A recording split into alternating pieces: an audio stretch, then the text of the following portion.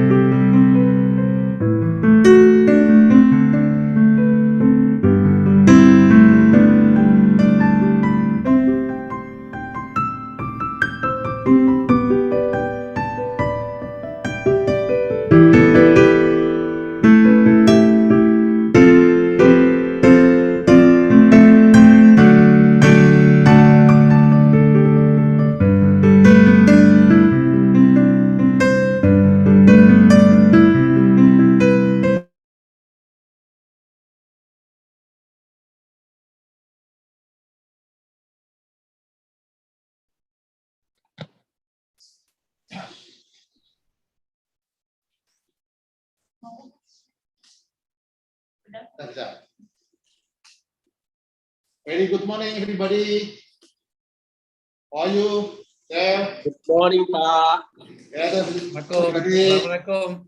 Waalaikumsalam. How are you, Pak Bito? Good morning. Morning, Pak Wicak, Pak Azmi. Selamat pagi, Pak Wito. Apa kabar? Baik, Pak Azmi. Bagaimana ceritanya, selesai belum? Yeah, it's already done. Selesai. It will be announced by the ministers next month. Alhamdulillah. Yeah, so good. Very good morning to you, Dr. Rohan. Thank you. Sehat, Pak? I'm fine, Pak. Thank you.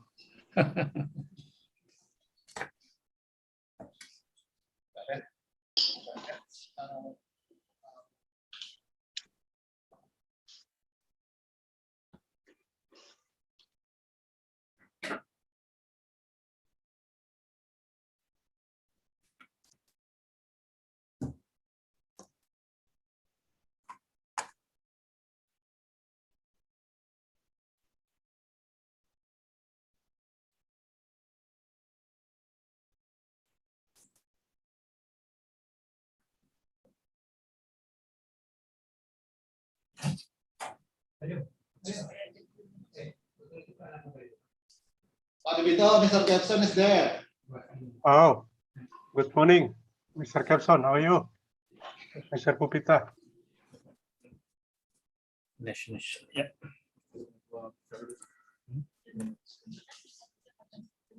Boleh. Yang terbagus. Jadi gue nggak kebanyakan. I also recognize some colleagues from Sri Lanka, Mr. Yayit De Silva and host Dr. Rohan Fernando.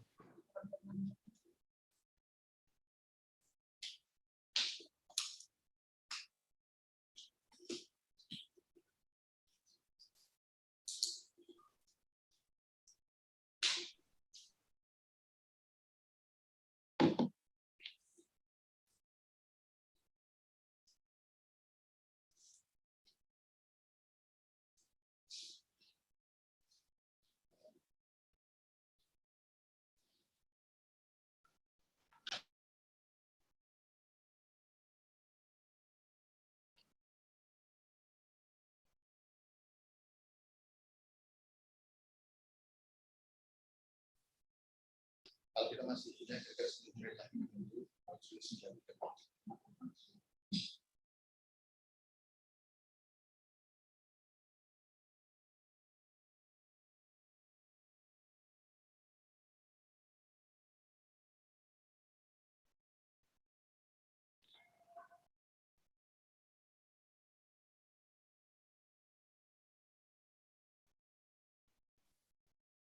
Selamat pagi semuanya. Good morning, everyone. My name is Dinka from the Council of Palm Oil Producing Countries. I'll be your moderator for today. Hari ini saya adalah moderator sesi ini. Nama saya Dinka dari CPOPC.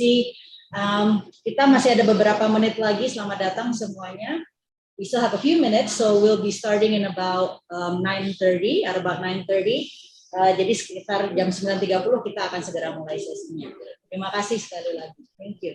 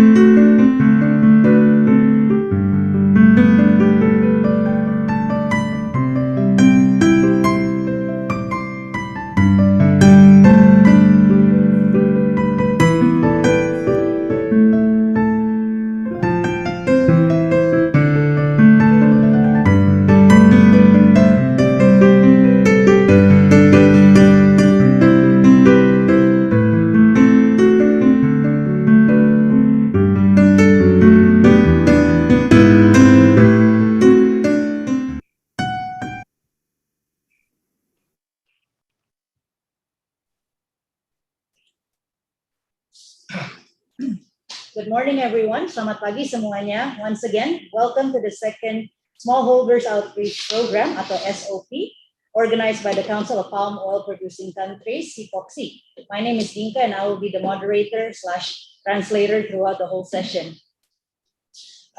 Selamat pagi semuanya. Sekali lagi, selamat datang di Smallholders Outreach Program kedua yang diorganize oleh the Council of Palm Oil Producing Countries. Salam dari Jakarta, nama saya Dinka, moderator untuk sesi hari ini.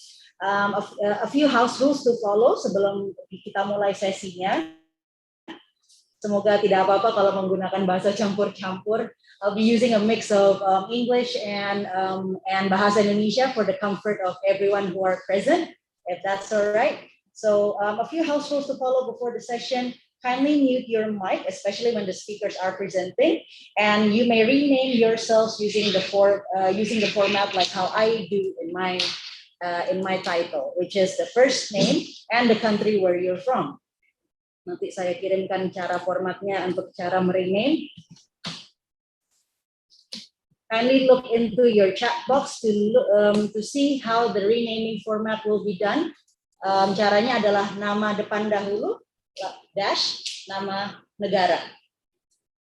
The purpose of this is to see where everybody's coming from, to get acquainted with everyone from around the world. Today's session is for the Asia Pacific. Jadi kenapa ya harus ada format seperti ini? Ini tujuannya adalah supaya kita bisa saling tahu semua dari negara mana, bisa saling akrab satu sama lain. Seperti itu. After all, the session for today, the purpose of this whole program is to promote good agricultural practice of smallholders in Asia Pacific, Central, Latin America, and Africa. Sekali lagi tujuannya adalah tujuan dari sesi ini adalah untuk mempromosikan good agricultural practices atau praktek-praktek agrikultur yang baik dari para smallholders di Asia Pasifik, Central dan juga Latin Amerika dan juga benua Afrika. If I can also remind you once again, this session is also on our YouTube live. So you're already live on YouTube. Sesi ini juga bisa dilihat di kanal YouTube CPOPC. Dan tadi sudah saya share linknya di atas, tapi nanti selang beberapa menit I will share it again, of course. As I said, I will make my best effort together with some colleagues from the Secretariat of CPOPC to translate today's presentations into bahasa English bahasa as much as possible. Jadi saya akan sebaik mungkin menjadi translator untuk materi-materi dari dua bahasa. So before we begin, we will now invite our Deputy Executive Director of CPOPC, Bapak Dupito Simamora, to officially open this session. Kita akan mengundang Deputy Executive Director of CPOPC, yaitu Pak Dupito Simamora, untuk membuka secara resmi sesi Smallholder Outreach Program, the second for Asia Pacific. Selamat pagi, Pak Dupito. Good morning, a very good morning to everyone. Good morning. Selamat pagi untuk seluruh peserta. Let me welcome, all participants to this second round of Smallholders Outreach Program conducted by the Secretariat of CPOPC. And of course, we do recognize participants from countries as far as Sri Lanka.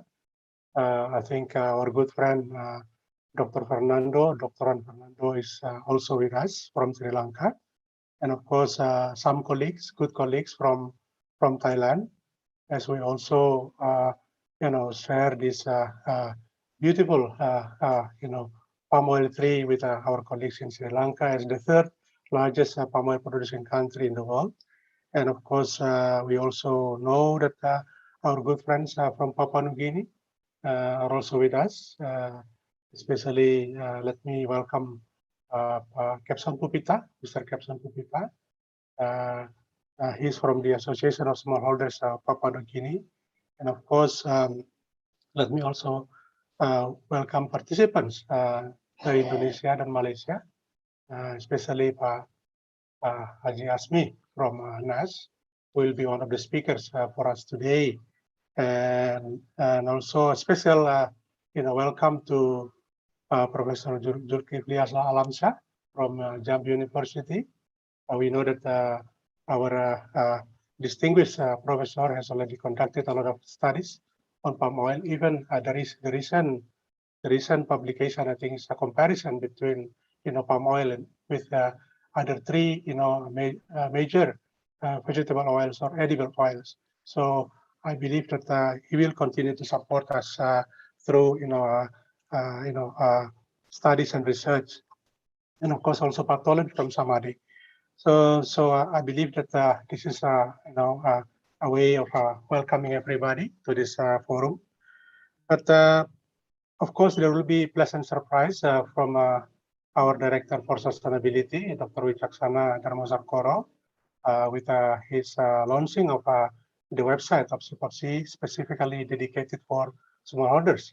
We'll hear more at the end of the second round, but I think to be true to its name, CPOPC, this council should be the right home, of palm oil industries, in especially the smallholders. So I believe that that CPOPC should continue to do that, as stipulated in the charter.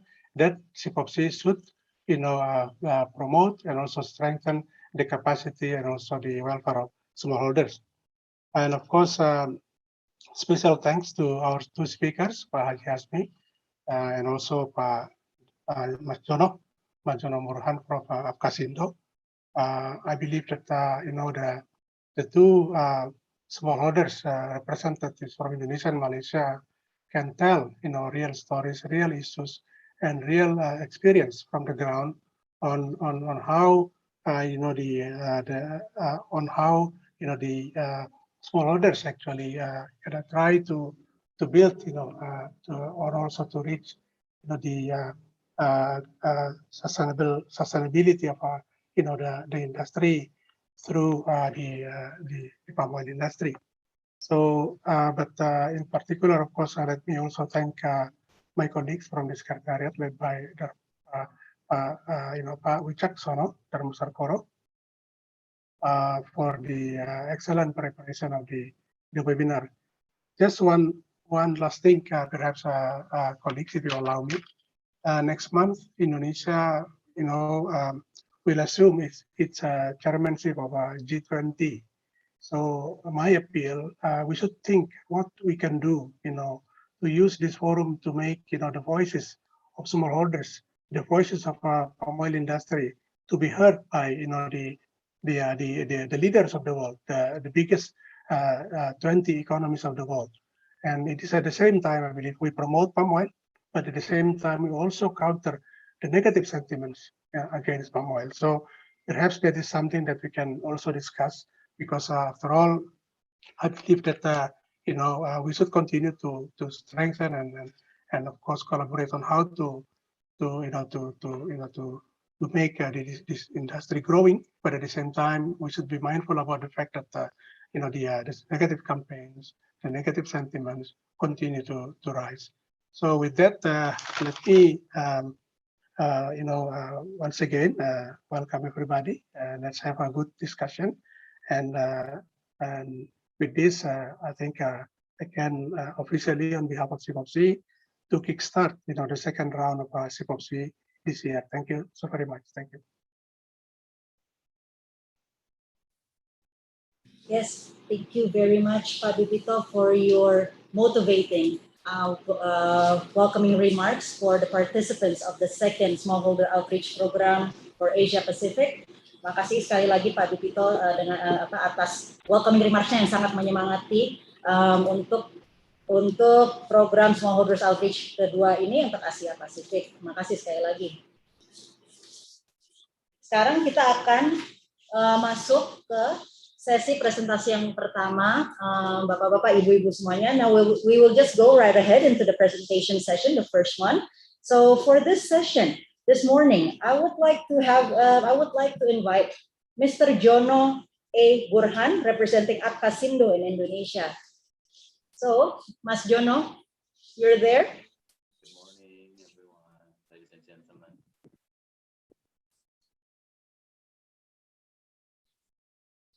Hello. Oh, yes, Mas Jono. Yeah, am I audible? Yes, you are audible. Okay. Selamat pagi. Pagi ini kita untuk sesi pertama kita akan mengajak Pak Jono A. Burhan yang mewakili Apkasindo dari Indonesia. So, Pak Jono, selamat pagi. Where are you speaking to us from? Dari mana nih, Mas?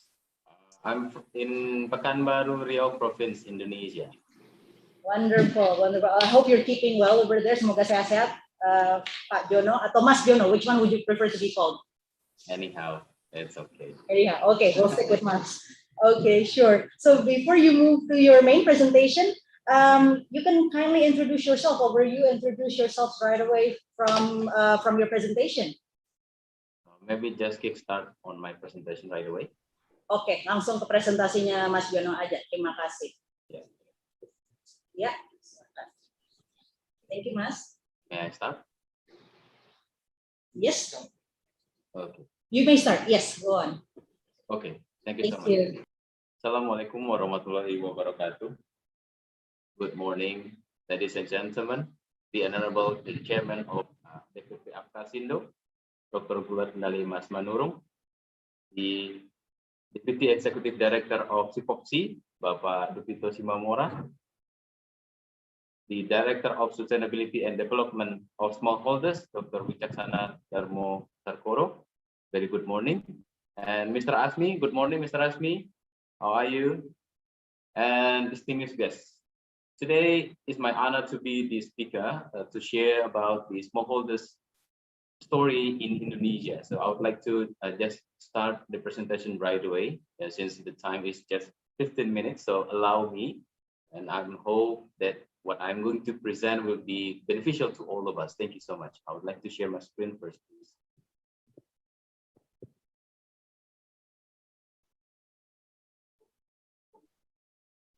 Can everyone see my screen?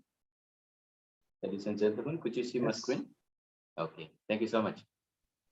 So let me introduce myself. My name is Jono A. Burhan. I'm from International Relations and People Development Department in Apkasindo, or Indonesia Oil Palm Smallholders Association. And today we're going to talk about oil palm smallholders in Indonesia. Indonesia is the biggest archipelago country in the world. It has 652 languages, thousands of tribes, 6 major religions. It's a tropical country, and it's around 20 to 35 degrees Celsius across Indonesia. Palm oil, starting from Sumatra to Papua Island, unites Indonesia. A little bit of information about Apkasindo, or Indonesia Oil Palm Smallholders Association. Throughout Indonesia, Apkasindo is there, to represent the smallholders across Indonesia in 22 provinces, from Sumatra Island to Papua Island, in 144 counties across Indonesia. This is the demography of oil palm land in Indonesia. In total, there are 16.38 million of hectares of land of palm oil in Indonesia. The private has the most, it's around 8.68 million hectares. Smallholders second, 6.72 million hectares, and the government 980,000 million hectares. So smallholders has a big chunk of the ownership of palm oil land across Indonesia. It's a big player across Indonesia, meaning that millions of people rely on palm oil. There are 2.6 million smallholders. There are 2.6 million people across Indonesia rely on palm oil, and 4.2 million direct workers, 12 million indirect workers, and it's contributing to 3.5 to Indonesia's GDP. So it's a big number. It's a big industry in Indonesia, because Indonesia is the biggest palm oil producer across the world. So there are millions of people in the city, in the rural areas. Many people, millions of people rely on palm oil in Indonesia. This is the picture of palm oil that I believe everyone in here already see how the palm oil works. As smallholders, we plant the tree and then we fertilize it and then we harvest it and then we sell it to the seller. And then we got the money and then we buy it to buy our daily needs. That's how palm oil help our daily activities, fulfill our daily activities. In Indonesia, millions of people moving out of poverty because thanks to palm oil.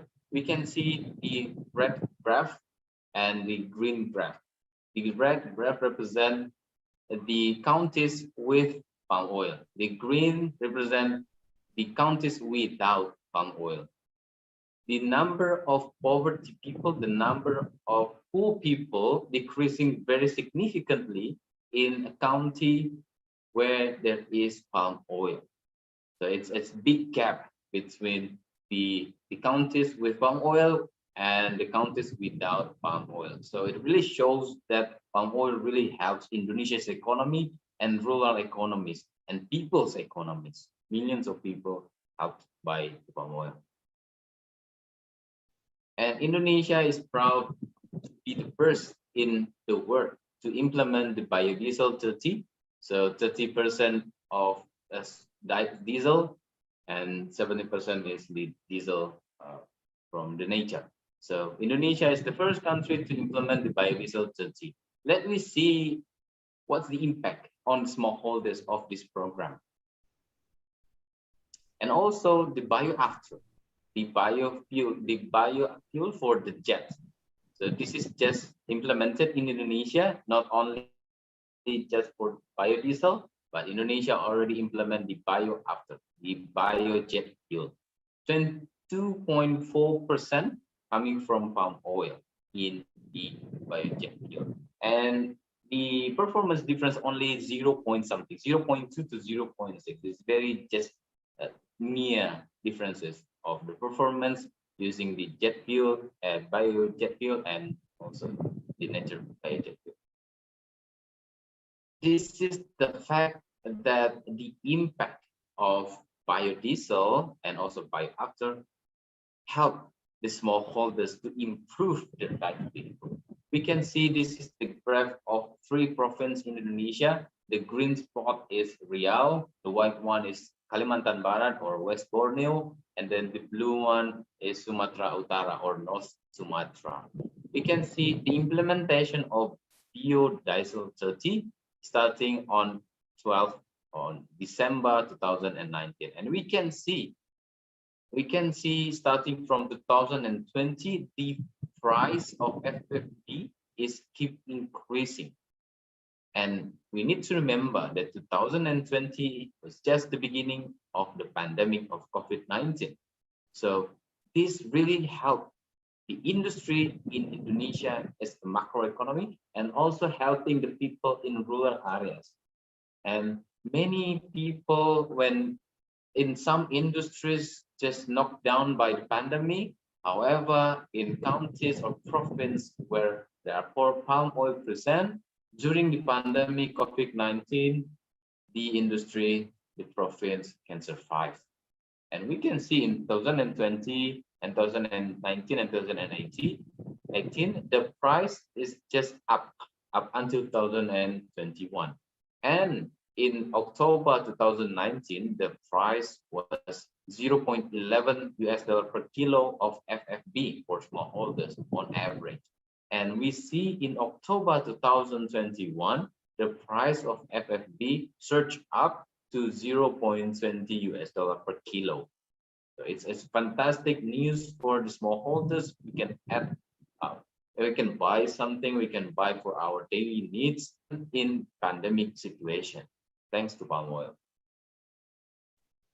And also because of the price of FFB is getting better as improving, so the smallholders can implement much better good agricultural practices, starting from pruning. We remove the old leaf and stack it on the side of the oil palm tree. And then we sometimes also use the empty fruit bunch. We take the empty fruit bunch from the mill and then we distribute it on the land of the palm oil land. So it can also help growing the palm oil tree better, because that's organic matter, that's organic fertilizer from oil palm itself.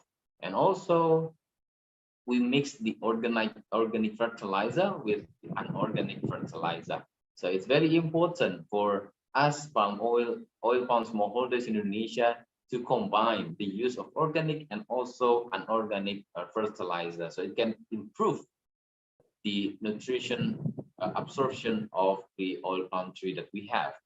And also, of course, the planting distance. When we planting the palm oil tree for the first time, we distance it, we measure it. So at least 8 to 10 meters, the difference between the first and the second tree of oil palm. So it's making sure that the absorption of the oil palm tree get better. So this is really a very good thing for us in Indonesia as a smallholders, because when the price is getting better, it's adding up more energy to the smallholders to implement a better agricultural practices. Mas Jono, sorry to interrupt you a bit, maaf mengganggu sedikit Mas Jono. Yes, Mohon izin untuk ini ya, melakukan translation dalam bahasa Indonesia. Yes, yang akan dilakukan oleh Pak Wicak dari CPOPC. Thank you Mas Jono. Terima kasih Ibu Pak sekalian. Ya, ini adalah translasi bebas, yang penting bahwa sarinya bisa diterima. Yang pertama, palm oil itu merupakan menjadi background Indonesia dari Sumatera sampai Papua. Kemudian yang kedua, petani mandiri memainkan peran besar dalam pertanian kelapa sawit di Indonesia, di mana lebih dari 40% petani mandiri di Indonesia. Yang ketiga, Indonesia telah berhasil mengembangkan bioaftur, kemudian juga biofuel, di mana 2,4% dari bahan bakar ini ada dibuat dari diesel kelapa sawit. Yang keempat, pada tahun 2020 harga taran bunga sawit kelapa sawit terus meningkat selama COVID pandemi. Jadi sektor kelapa sawit berhasil bertahan dari dampak pandemi. Yang kelima, dari tahun 2019 sampai 2020 terlihat adanya data bahwa harga buah sawit terus meningkat. Nah, dengan demikian karena harga sawit meningkat, petani dapat meningkatkan good agricultural practices, dan aplikasi ini sebagai contoh promosi perpaduan penggunaan pupuk organik dan pupuk kimia untuk para petani. Terima kasih untuk perkelapa kasawitan yang terus maju di Indonesia dan juga pada berbagai negara. Monggo Pak Seno. Okay, thank you so much, Dr. Wicak. So I would like to continue my presentation. Next one is about the smallholders replanting program. The government of Indonesia currently is implementing the smallholders replanting program. So the old palm oil tree, the government back it up by giving 2,114 US dollar or 30 million rupiah per hectare for the smallholders across Indonesia. So everyone, the smallholders would like to replanting or would like to change their old palm oil tree to the new one. The government giving the help 30 million rupiah per hectare for smallholders. So the benefit of replanting program for smallholders is that it's an integral key to biofuel success, because when today in B30, it's already absorbed around 10 million of CPO. So if Indonesia would like to implement much bigger implementation of biofuels, say B40, and then we need more FFB to supply. So it's an integral key to biofuel success. It's increasing the productivity of smallholders. I would like to share it a little bit by now. And then improving the intensification versus extensification. And as I mentioned before, it's helping on the good agricultural practices. As I mentioned before, from Sumatra to Papua, the planting takes place, and the smallholders across Indonesia gets the benefit of this program. So the smallholders can have a second chance to improve their livelihood through oil palm tree. And this is the picture of initial harvest ceremony of the replanting program with the Honorable Vice President of Indonesia directly and the Honorable Governor of Riau. And this is the importance of smallholders replanting program. We can see the blue line is the productivity of smallholders. The orange line is productivity of corporation. We can see the gap is so much difference. So it's very important for the smallholders to change their oil and identify their oil palm tree and then change it to the seeds with certificates and use a better good agricultural practices. So hoping that after the replanting program, it will be the yellow dots line. So the livelihood of smallholders can improve. It can add more productivity to the FFB per hectare per month, and also can help improving the program of the government, including the B30. Would you like to continue to translate to Indonesia, Mr. Richard? Or should I continue? Jadi program peremajaan kelapa sawit, pemerintah Indonesia telah meluncurkan program kemudian dengan sejumlah dana yang per hektarnya kira-kira sekitar 2114 untuk petani mandiri. Jadi petani agar petani dapat meremajakan pohon kelapa sawit yang sudah tidak produktif. Kemudian yang ke-8, petani di seluruh Indonesia dapat mengakses program peremajaan kelapa sawit ini dari Sumatera hingga Papua dan sekarang sedang dilaksanakan. Yang ke-9, program peremajaan ini sangat penting karena dapat meningkatkan produktivitas petani yang akhirnya dapat meningkatkan kesejahteraan petani. Silakan, Pak. Thank you, Pak.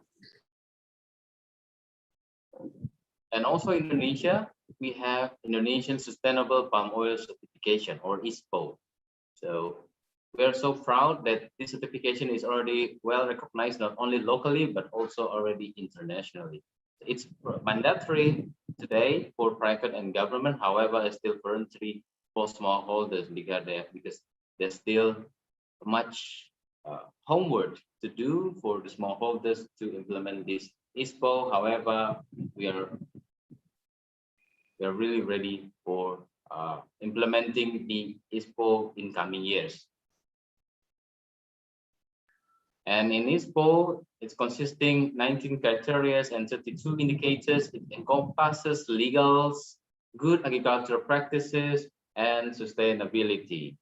And it's consisting of everything related to the palm oil. So the palm oil players, whether it is private, government, or smallholders, can implement a much better management in oil palm industry.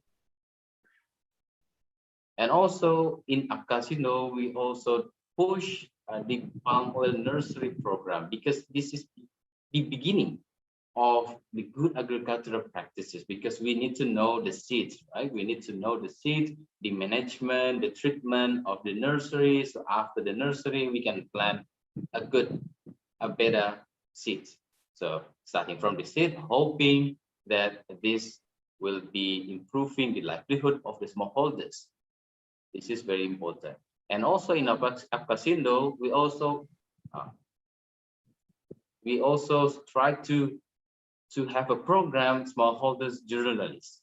This is important for us because we know that there are so many negative campaigns related to palm oil in Indonesia and also across the world. So Apkasindo pushed this program to fight for palm oil facts, for a better palm oil in Indonesia and for the world. And Apkasindo has done it in Sumatra Island, Borneo Island, and Papua Island as well. So across Indonesia, it's finished.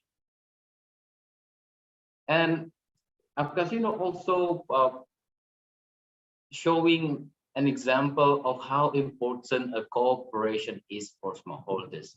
Apkasindo has made a smallholders cooperation, so the independent smallholders can become the member of this cooperation and can work together to improve their livelihood, and also when they harvest their FFB, we can gather it together and we can sell it directly to the mill without the intermediary. So it can help the supply chain of the smallholders as well. So it's very important.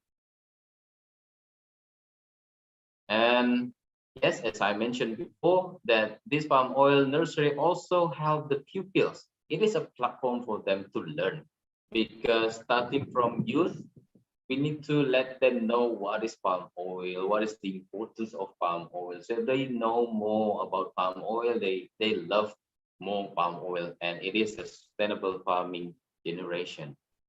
It's the next generation will continue. Brighter future generation with palm oil. We can see how happy the kids is, how happy the kids are, the pupils are. They are working around their parents' palm oil plantation, working to the school, and then their clothes, their bag, their books are coming from palm oil that their parents sold to the seller. And oil palm smallholders are the real heroes, the heroes for the economy, for the renewable energy, for the people, and for the world. If there is no palm oil, there will be turmoil.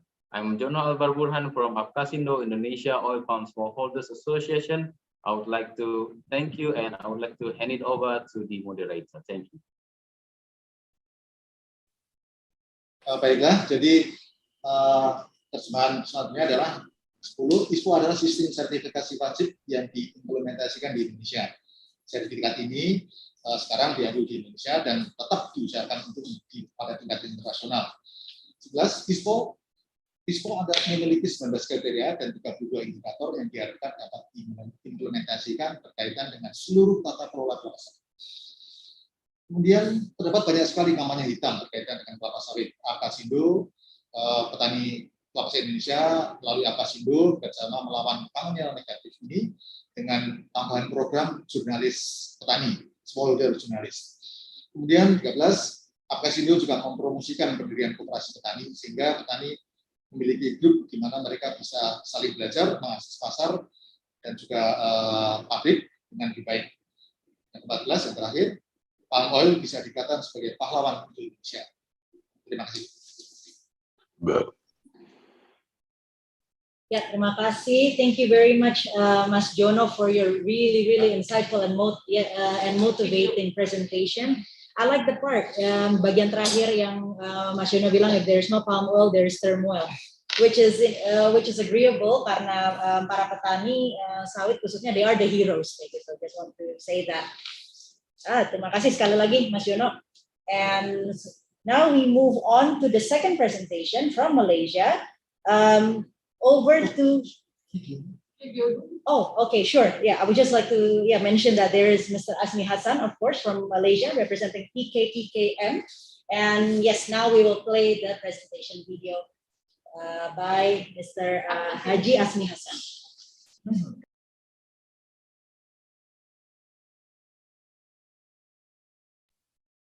My mistake, the moderator's mistake. Mas Jono, I believe from here, sorry to move to accelerate a bit, my fault. I believe from here you have the success story and good agricultural practice video, yes? Yes. Yeah, okay, sure. So yes, we're ready to play that. And Yeah, playing that right now. A hard work from Ambassador and also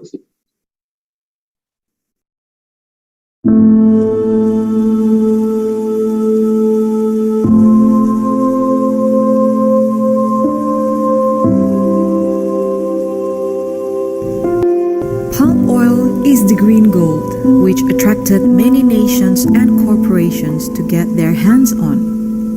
In the midst of climate change challenge, palm oil has been proven as one of the friendliest crop, which benefit both nature and humankind.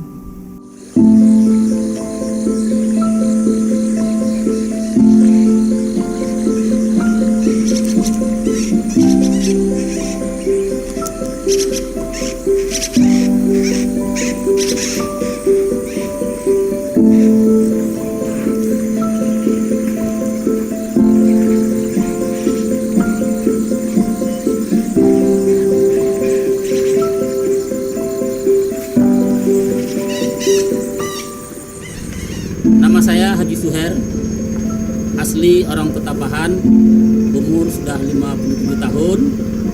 Dulu saya sebagai petani karet. Tahun 2005 saya beralih ke kelapa sawit. Suka dukanya menjadi petani kelapa sawit. Dulu saya tidak punya modal, sehingga saya membuka lahan dengan cara tumbang sendiri. Dan bibit pun saya tidak tahu waktu itu asalnya dari mana. Alhamdulillah pada tahun 2010 saya mendapatkan bibit yang bersertifikasi, sehingga hasil dari kelapa sawit tersebut cukup bagus.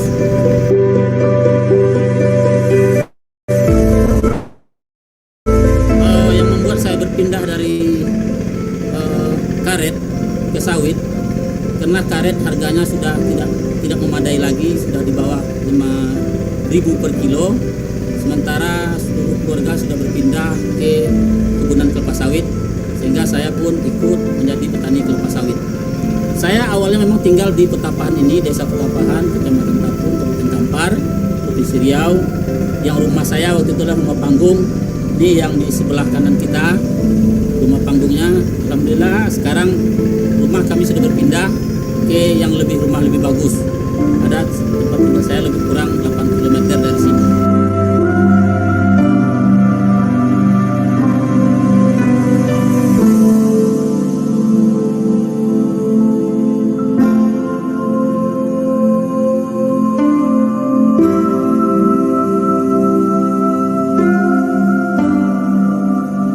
Bagaimana saya ceritakan tadi, rumah saya yang di kampung telah kita lihat bersama.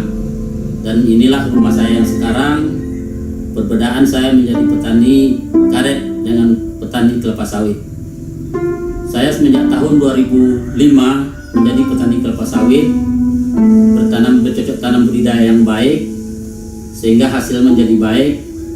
Dan saya menjadi petani kelapa sawit ini bekerja sama dengan perusahaan atau bermitra dengan perusahaan, sehingga kami mendapat binaan mulai dari cara bertanam, cara memupuk, aplikasi yang baik, sehingga panen yang baik, sehingga mendapatkan hasil yang lebih baik.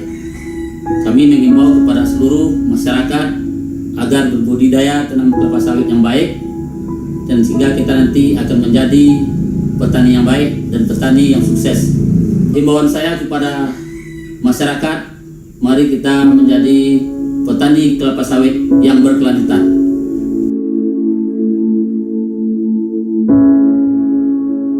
Yet most people do not know that behind this ludicrous industry, the main and fundamental players are the smallholders, the oil palm farmers all over the world. Riau Province in Indonesia has been known as the biggest palm oil producer in Indonesia and the world. Little do people know that 65% of the oil palm plantation in Riau is managed and owned by smallholders, who are the living inspiration and example of oil palm heroes. We will visit them. A small farmers group in Tapung village in Kampar Regency of Riau Province, Indonesia, and see how they manage their farm.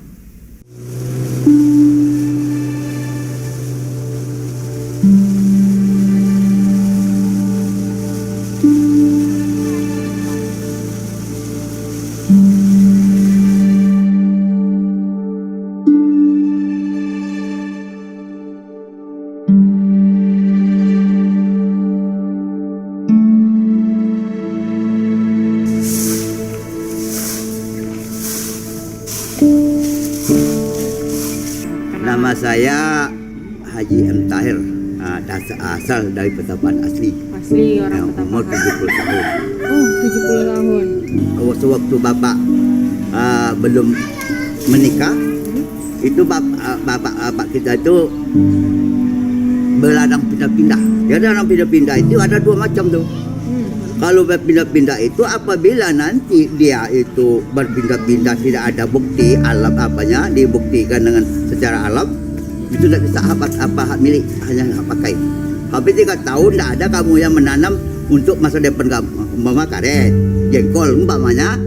Apabila ada kamu nanam itu, nanti jatuhlah kepada hak milik kamu. Kalau pindah-pindah juga itu apabila nanti sampai 3 tahun berturut-turut, maka datanglah kamu nanti beladang situ, tidaklah apa-apa itu hak pakai. Tapi apabila kamu tanam tanaman yang keras, itu jadi hak milik. Dulu surah-surah tidak ada, cuma tanda alam itulah. Ada tanam tuh karet, segala macam yang keras lah, itulah hak milik dia. Jadi dalam itu, karena itu saya itu lanjut lagi, kita sambung lagi ke pembicaraan kita tadi, maka tinggallah dan tanah itu nak memuaskan karetnya, jengkolnya itu bekas-bekas itu kan, yang hak milik, hak pakai tak boleh itu kan itu. Jadi itulah yang kami tumbangkan pula dicoba, kan dicoba. Jadi nampaknya kita lanjut ke nanam sawit itu, nampaknya pada yang usaha-usaha yang sudah yang sebelumnya tidak ada juga memuaskan. Alhamdulillah karena sawit inilah nampaknya berkah.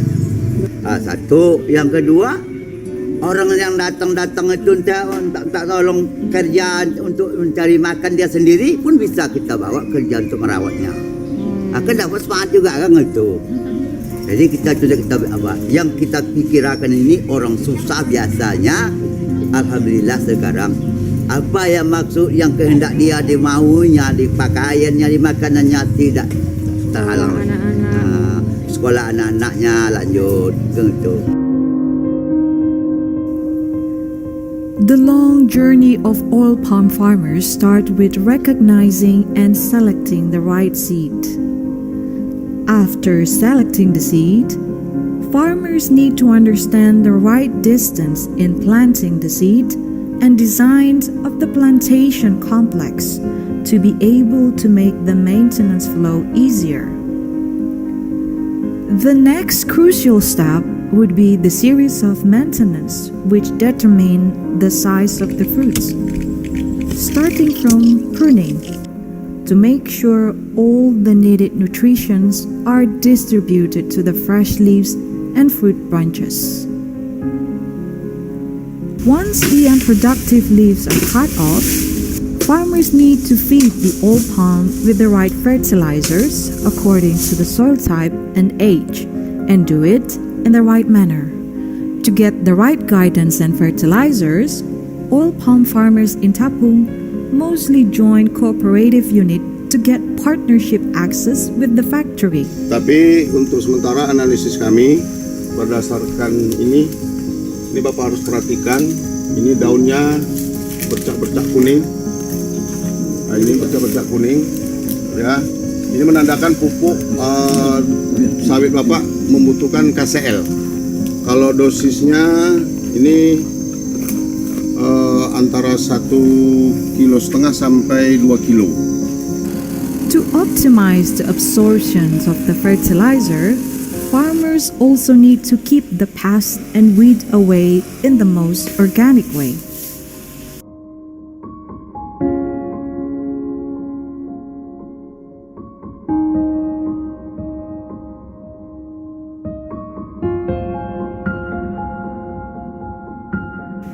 The essence and joy of oil palm farmers is to have a fruitful harvest. But even harvesting takes the right method in ensuring the longevity. Farmers need to understand when the fruits are ripe and ready for harvest, which depends on the seed type. When harvesting, it is crucial to take only the ripe ones and leave the rest for optimal fruit yield, while not forgetting the loose fruits. Moving and loading harvest are also crucial and takes the right time planning to make sure the fresh harvested fruit could be transported to the mills on the same day without leaving any fruits behind.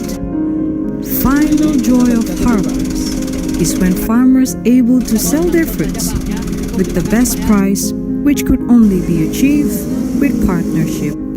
For a sustainable and maximum performance of their palm oil farms, the oil palm farmers in Tapung also become a member of Oil Palm Farmer Organization, which train and consult them about good agricultural practices, or GAP. Hasil pengolahan di pabrik kelapa sawit pun bisa kita jadikan pupuk organik, Pak. Contohnya tangkos, solid, dan lain-lainnya. On the other hand, to ensure a fixed buyer with best price of the harvested fruit or fertilizer, Tapung oil palm farmers joined their forces through cooperative unit, which will guarantee them shorter access to needed partners in managing their plantations.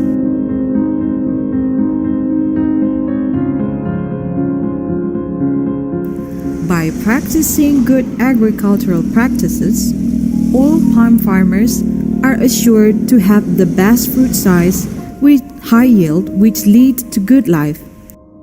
This will definitely build the life of the community as well as the city, while still preserving the nature and heritage that has been passed down for generations by Mother Nature.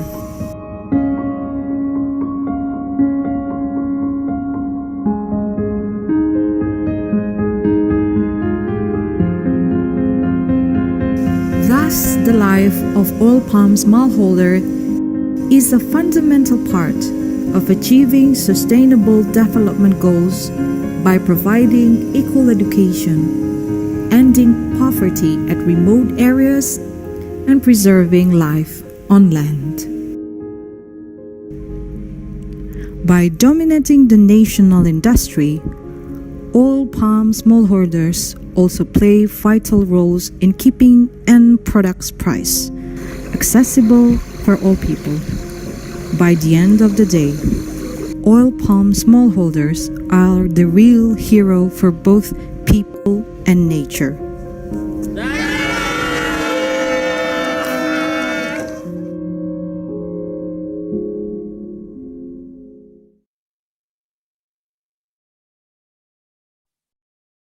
Bagus videonya, tepuk tangan. Kita semua juga tepuk tangan di sekretariat, we're clapping. What a nice video. It is depicting this, the success stories right from the ground. Yeah, Mas Jono, yeah. And every success stories, especially regarding palm oil, deserve to be told. These are positive stories from directly from smallholders, telling us all how how they are the heroes, and also how palm oil has benefited the nation. Ini terbukti sekali bahwa palm oil atau kelapa sawit itu telah membantu banyak sekali kehidupan petani, dan semua story atau cerita-cerita positif dari lapangan itu memang harus di-share ke seluruh dunia, ya kan ya Mas Jono ya. So terima kasih sekali lagi Mas Jono Burhan dari Apkasindo. Please stick around Mas, nanti ada sesi panel diskusi where in which you'll be a part of. So thank you once again. Thank you. So right now, I'd like to move on to another presentation from Malaysia by Mr. Haji Azmi Hassan. Good morning, Mr. Azmi Hassan from PKPKM. Sir, how are you? Good morning.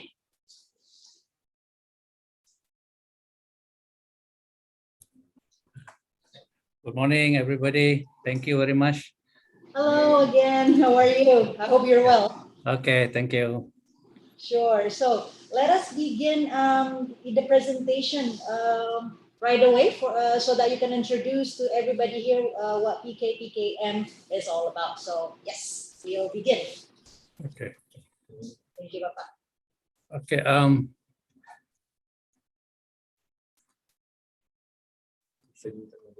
Can you hear me? Loud and clear. Okay. Bismillahirrahmanirrahim. Assalamualaikum warahmatullahi taala wabarakatuh. My warmest greeting to all participants and to CPOPC's members and to all my NASH members who are attending this seminar. My thanks to CPOPC for giving NASH this opportunity, golden opportunity, to present to you all the topics on smallholder sustainability, towards sustainability. Can you share the screen, please? I cannot share the screen. I'm lost here. I cannot see my screen. Okay, sure. The secretary will. Okay. Let me start again. Okay.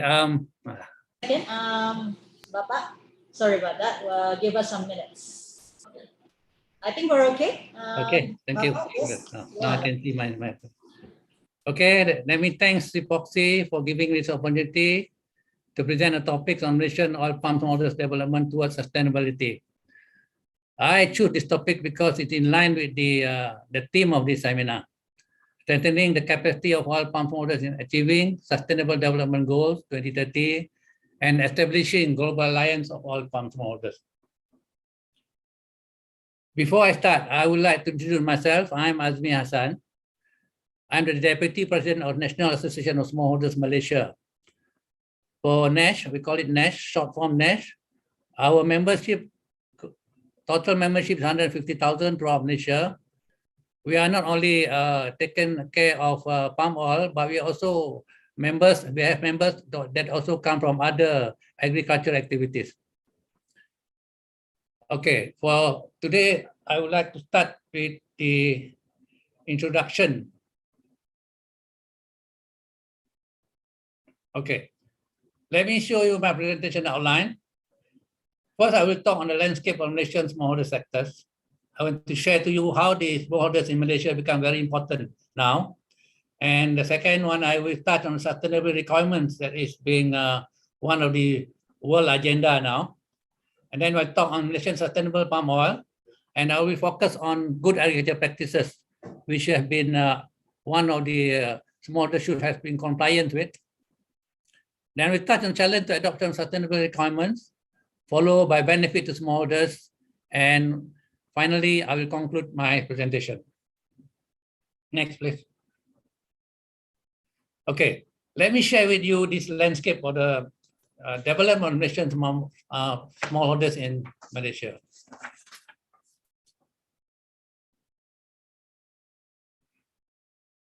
Okay, as you can see from the graph I showed to you, how the Malaysian smallholder sector developed from the early development.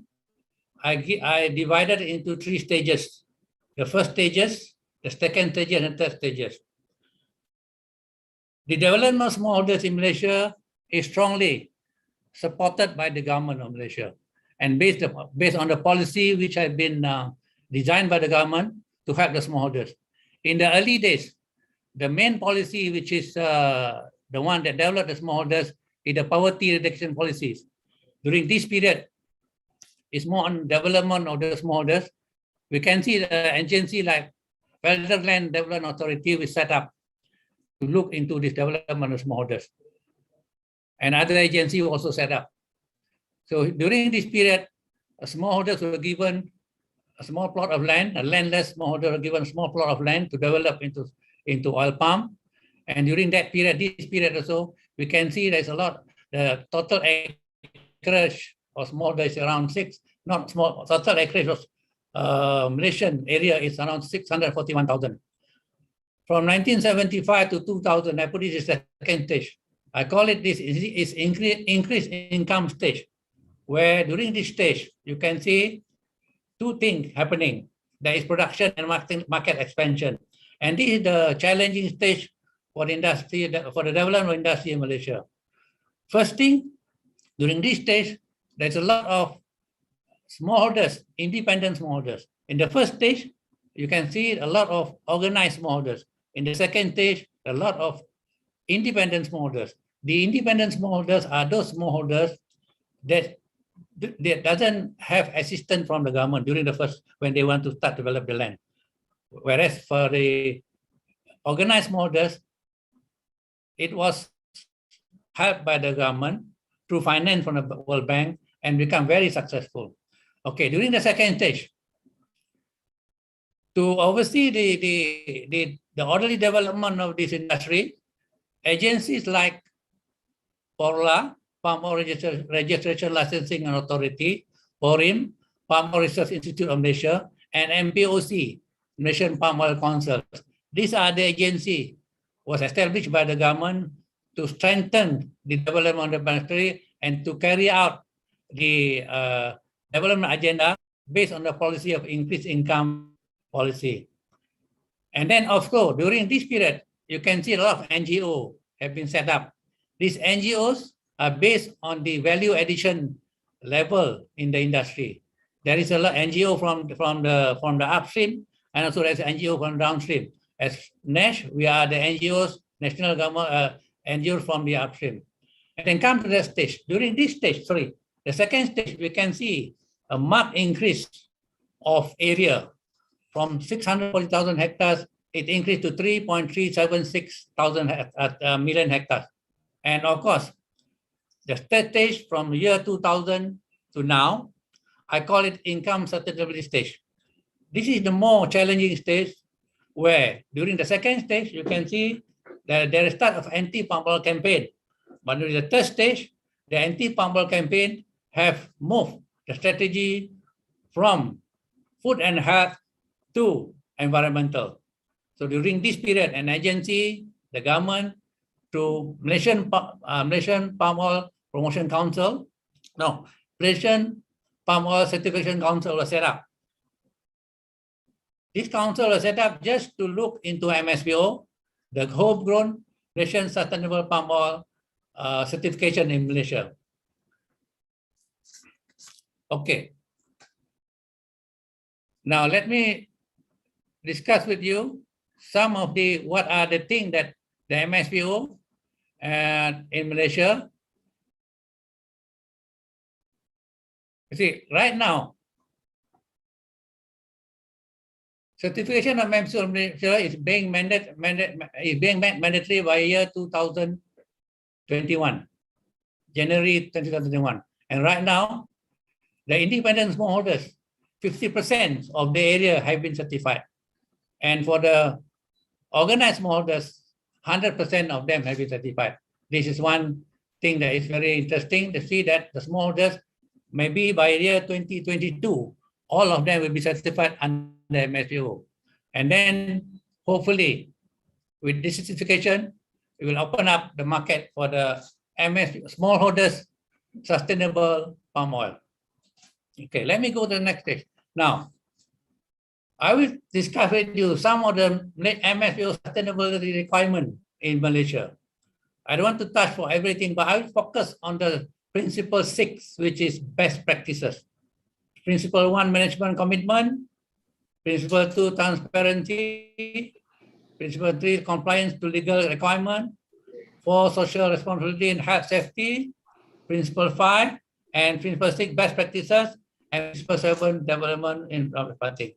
So what my focus of this presentation today, I will focus on best practices. That is one of the principles in the MSPO. Next, please. Okay. Pasmi? Yeah.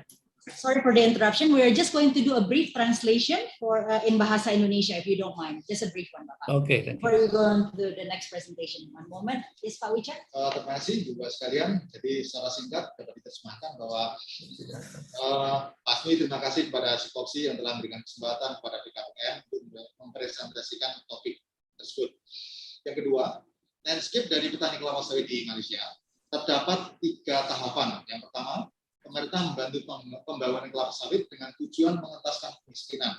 Tahap kedua, terlihat peningkatan penghasilan, penggunaan lahan, dan akses pasar, dan meningkatnya jumlah petani mandiri. Petani mandiri ini tidak hanya mendapatkan bantuan dari Malaysia pada tahap ini. Pada step kedua ini terdapat banyak agensi yang didirikan pemerintah untuk membantu sektor kelapa sawit. Tadi juga sudah disebutkan ada beberapa agensi seperti MPOB, ekosistem sebagainya.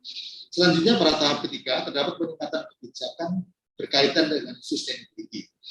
Kemudian yang ketiga, petani mandiri di Malaysia diharapkan dapat bersertifikasi pada tahun 2022.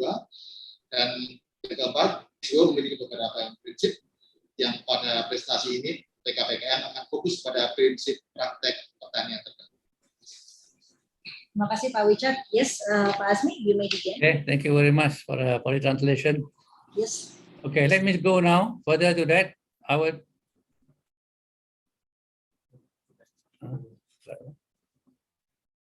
Okay, now let me. We are in the which slide now? Slide number 5. Can you show me the previous slide, please? Yeah, sorry. Okay, you see in MSPO, there is a lot of normative reference.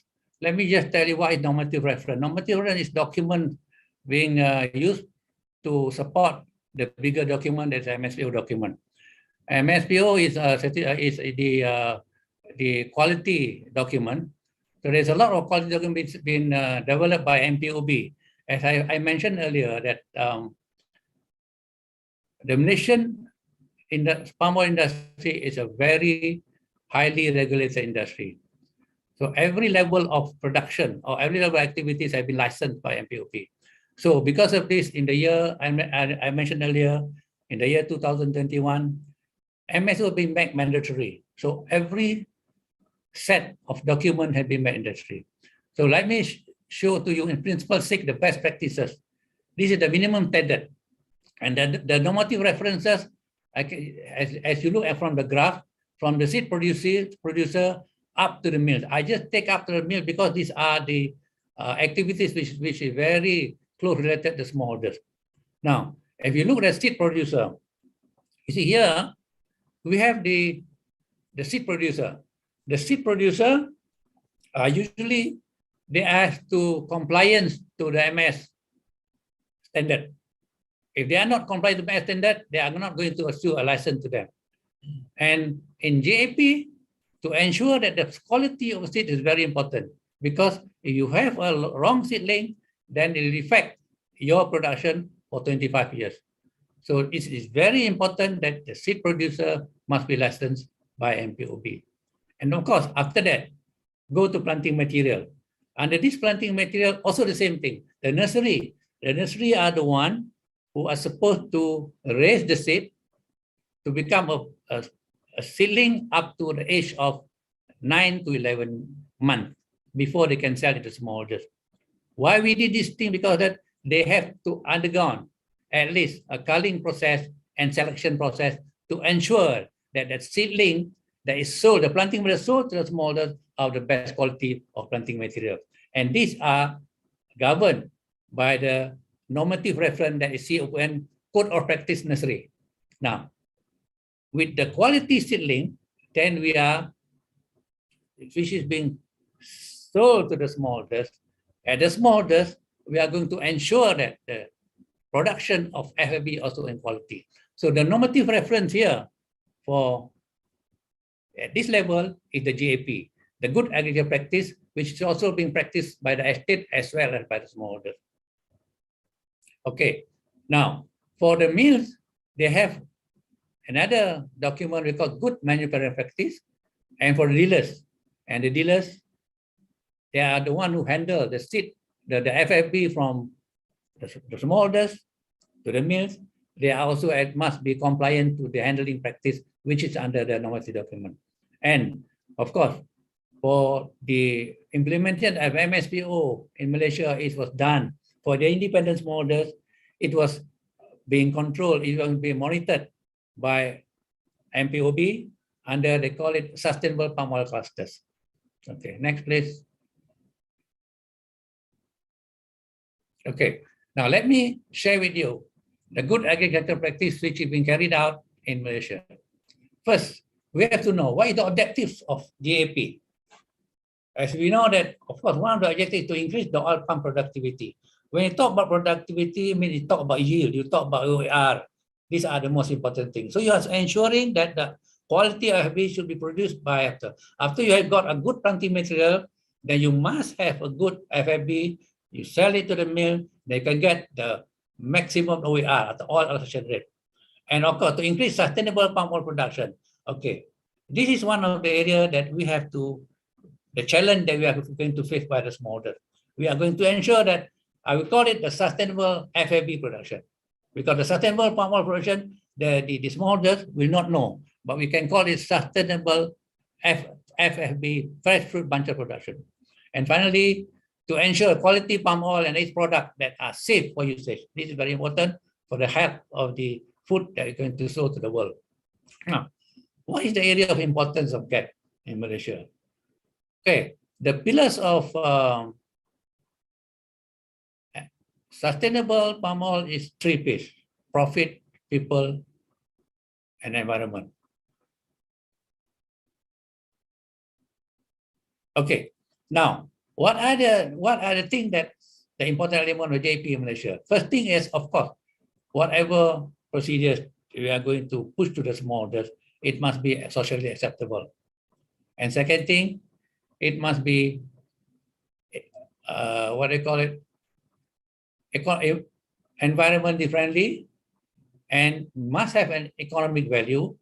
And of course, all activities done must be in compliance with the Malaysian legislation.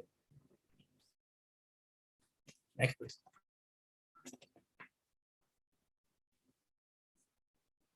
Now, there are altogether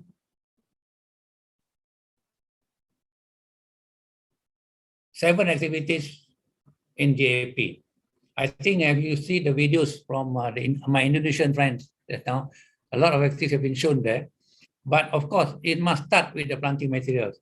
You see, as I mentioned to you earlier, the activities of JAPs is to produce the best quality product.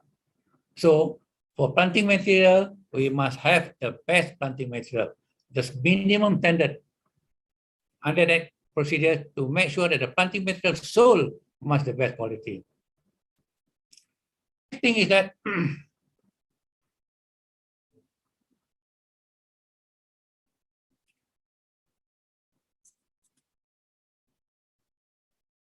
the birth of oil palm industry in Malaysia is based on planting material. And of course, there are 2 licensing activities that ensure the seedling and planting material used for planting oil palm. There are 19 seed producers and also 8 tissue culture producers certified under MS standard of 2005. Smallholders are not encouraged. This I want to mention too. Smallholders are not encouraged to purchase seedling or tissue culture direct from the seed producer. This is I mentioned to. This is how we are controlling. How in Malaysia, how we control that the seed are in best quality. They are not encouraged, but they are not stopped to buy. They can buy, but they are not encouraged.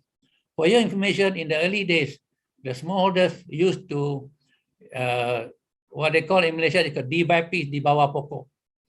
They just collect the seedling from the trees and plant them themselves, and they are facing a lot of productivity problem for 25 years of the age of the economic age.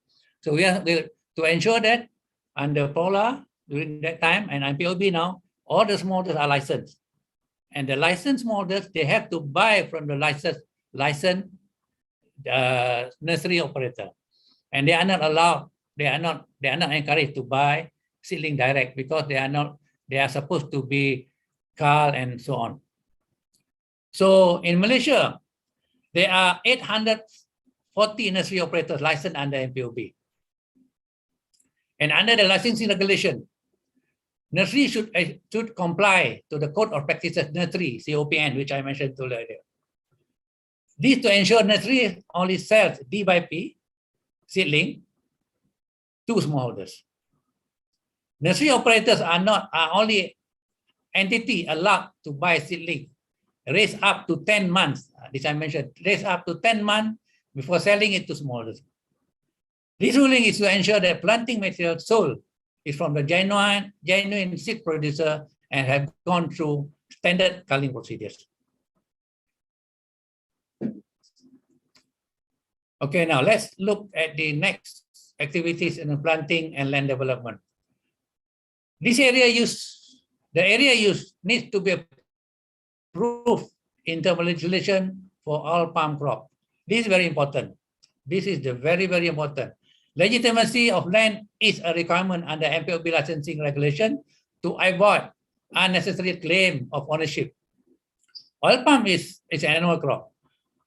Why I mention here is that if you plant an oil palm, when the oil palm are in production, if somebody come to you and claim for ownership, they will be facing problem because the oil palm area is licensed. So there's a problem there. So we are not going to face this kind of problem. So we have to make sure that the ownership, the title of the land must be there before you plant the oil palm.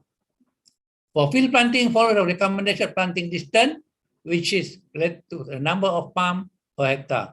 I think this is common everywhere. You have to make sure that the planting distance must be according to the land area and according to the expert advice.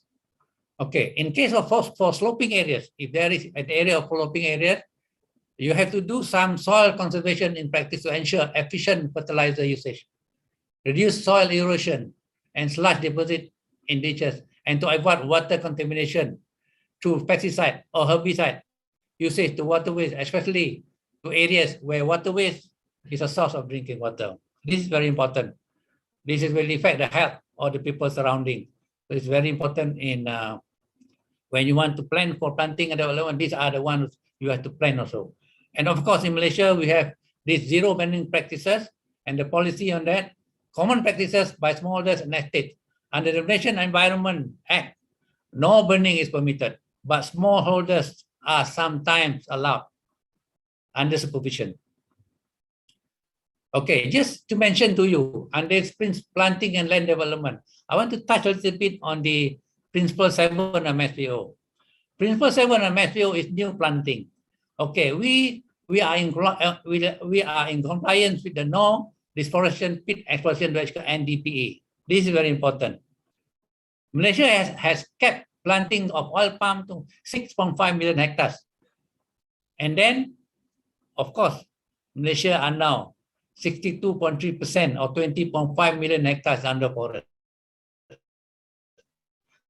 So there is not an issue of deforestation in Malaysia.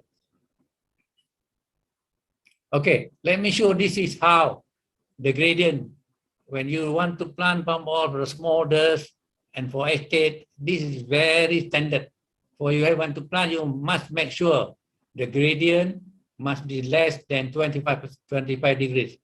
You know, if you don't follow this principle in future, when you want to do harvesting and of course for your production activities or production to FFB, it might be facing problem, it might be increasing cost. So this is the thing. And the next thing is that, next.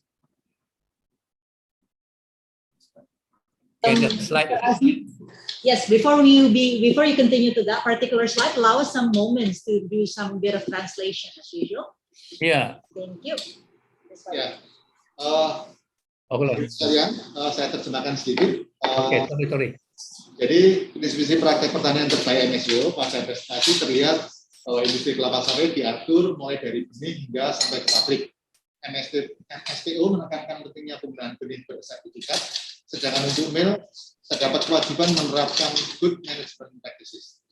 Kemudian tujuan dari praktek pertanian terbaik yang antara lain adalah untuk meningkatkan produksi kelapa sawit, meningkatkan keberlanjutan produksi dari kelapa sawit, dan memastikan kualitas kelapa sawit dan produk turunannya yang aman untuk digunakan.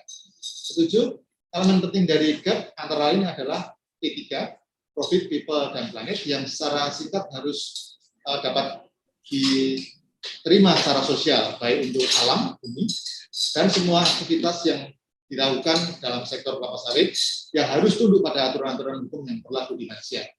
Kegiatan BAP antara lain terdiri dari memastikan bahwa penggunaan benih yang baik, benih tersertifikasi, penanaman dan penggunaan lahan harus mematuhi aturan jarak tanam, tidak boleh membakar, mau NBPE, dan juga prinsip-prinsip dalam penggunaan slope atau curam lereng.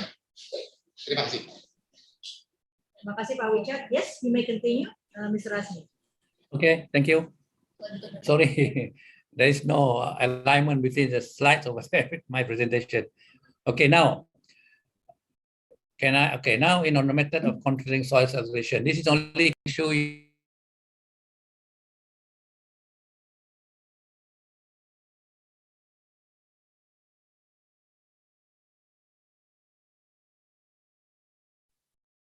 I think you're on mute. One moment. We'll need to. Mute, Pak. We'll unmute you, Pak Asmi. One moment. Sorry about that. Can you hear me now? Yes. We can hear you clearly. You may Okay, continue. for the method of controlling soil erosion, this is being practiced now, not in everywhere, Malaysia and also Indonesia. Of course, you can use biomass. The empty fruit bunches from the mills you can use, and of course you can do terracing. This is very important. Terracing and land coverage by cover crop is also good, and of course the slush reservoir. You can build the slush reservoir to collect rainwater as well as to put slush there for the organic material, organic fertilizer for the plant.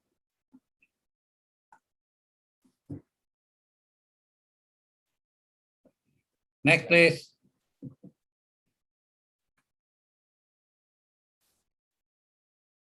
Okay, now let me share with you the fertilizer usage, one of the activities in JAP.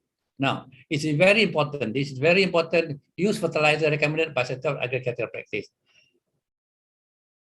And type of fertilizers, the optimum rate, method of placement time, frequency of fertilization should be examined to obtain maximum benefit and minimize nutrient loss. This is very important. These are the, what they call it, the element you should look into.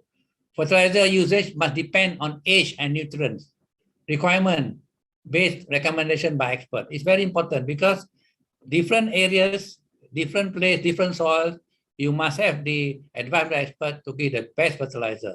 If not, you are putting money to something it's not going to produce anything. And record fertilizer usage. These are the one which happening to the smallholders, not in Malaysia and everywhere. They never record what type of fertilizer they use. You have to record fertilizer usage. Firstly, it's location. As a hilly location, beside the river or anywhere, you have to really look at the location, date of usage. How many times you want to use fertilizer in a year? And rate, okay. For Malaysia, example, we are using around 9 to 12 kilograms per tree per year. This for chemical fertilizer. But you are adding fertilizer, organic and chemical fertilizer, then you have to adjust based on the expert advice.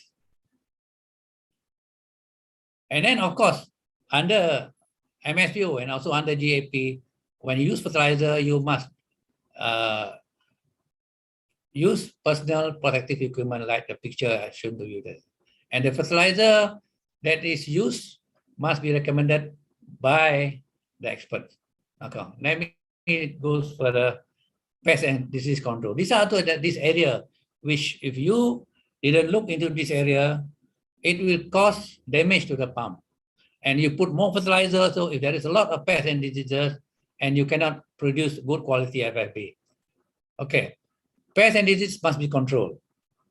So other use of integrated pest management, of course, for the smallholders, I think it might be a problem for using integrated pest management. But under group like cooperative, I think the integrated pest management can be implemented for the smallholders. And in Malaysia, we get the assistance from Malaysian Palm Oil Board. And you have to use, if possible, minimal use of pesticide. And you have to really go for biological control method if you can by planting good material, by planting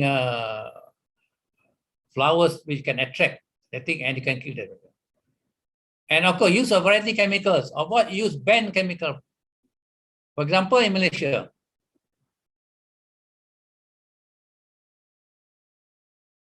We are not supposed to use paraquat.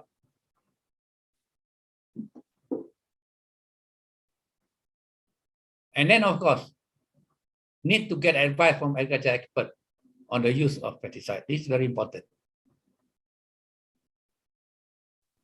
For palm and pest and diseases, Sorry, Pak Asmi, sorry to cut you there. Just because of the interest of time, we can accelerate your, can we accelerate your presentation a bit? So over to you, just in the interest of time. Yes, thank you. Okay, these are the major palm and pest diseases in Malaysia.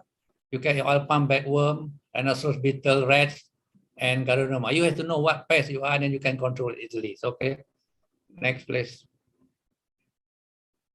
FAB harvesting, and we have done a lot of things on pest, on disease control, on fertilizer. It's very important. Your product. What is your product? Is FAB.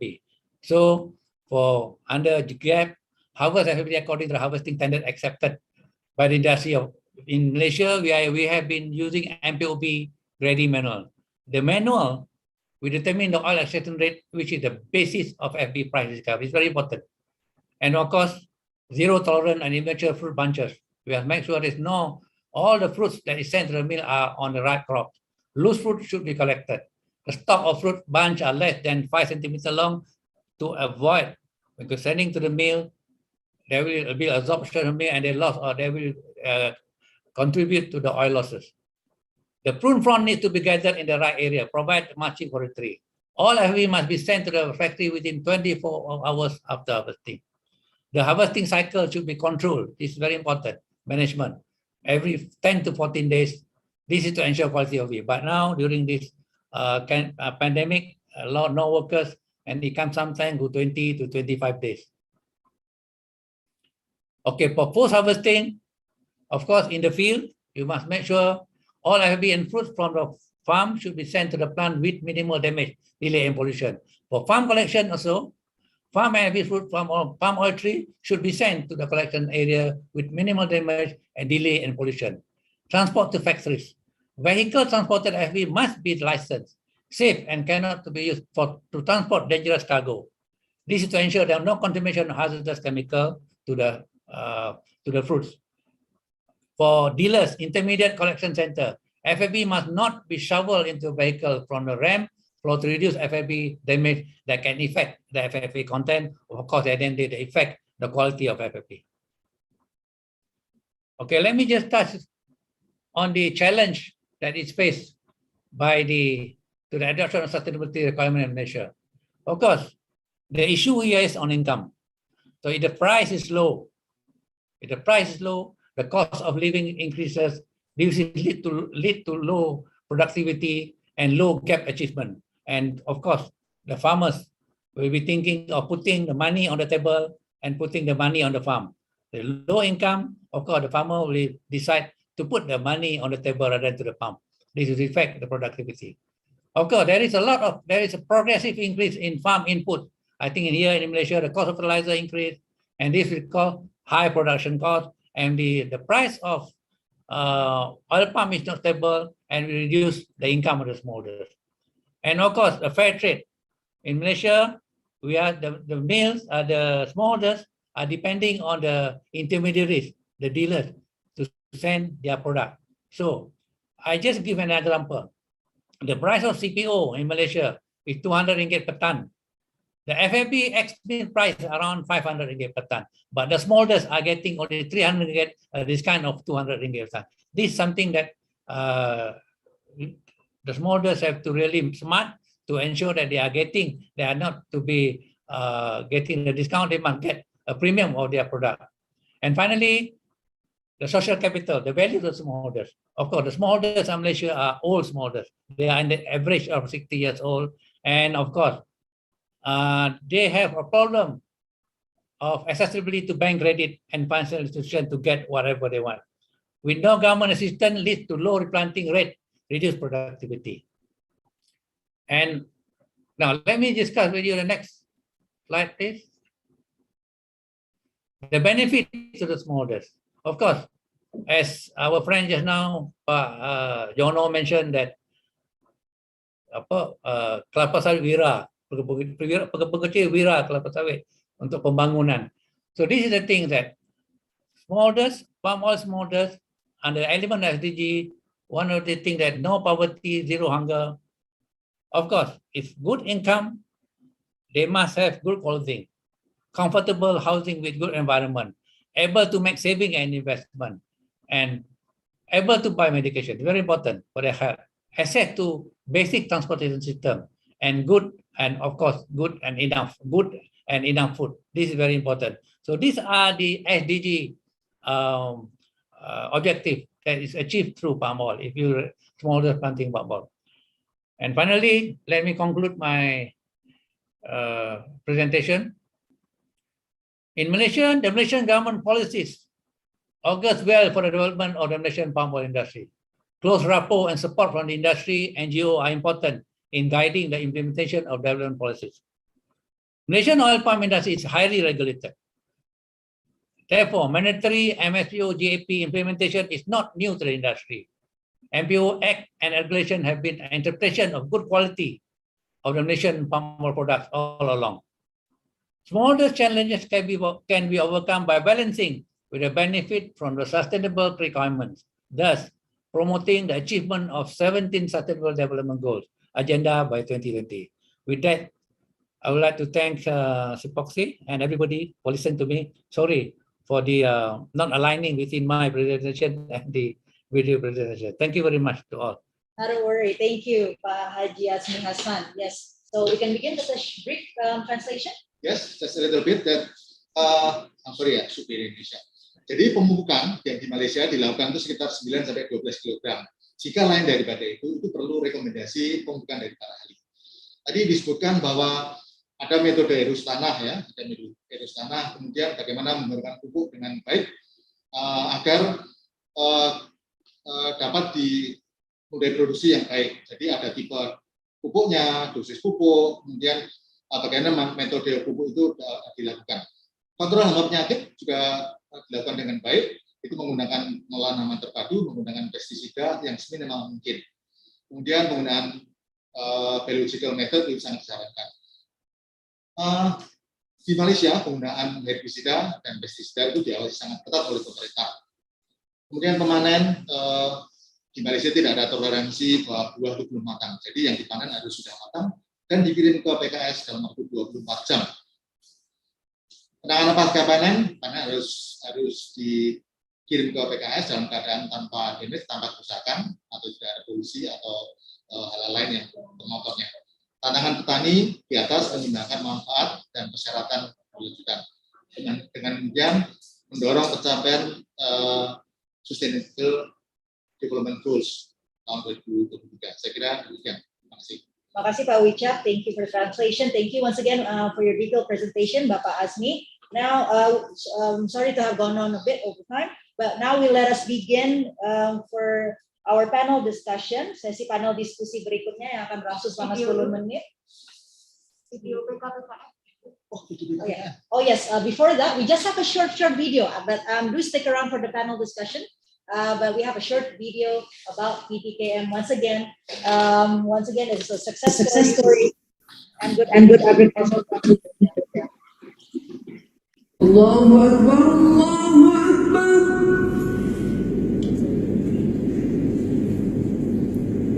Allahu Akbar,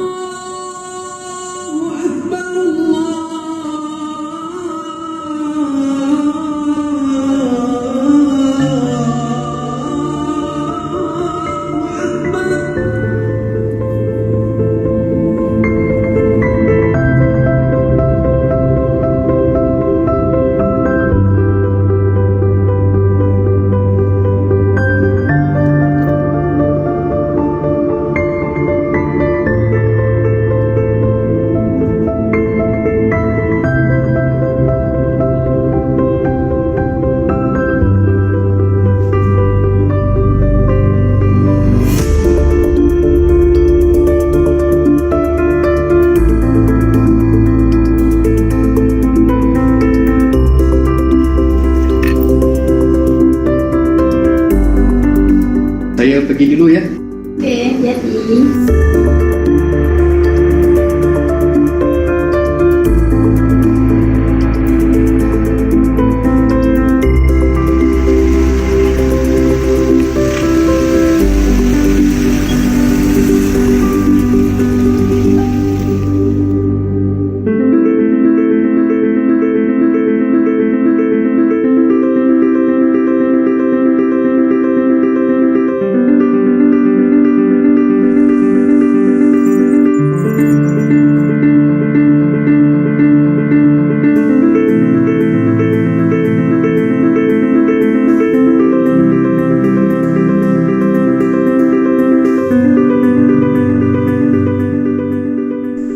Saya Muhammad Syarah Aizam bin Syafi'i, umur 38 tahun.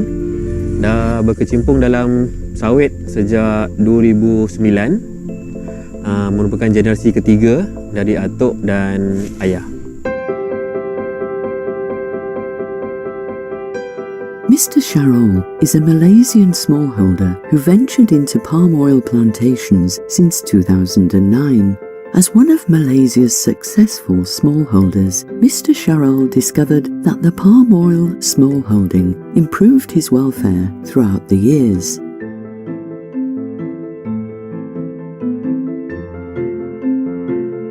Bermula tahun 60-an, arwah atuk memulakan perniagaan jual beli kopi.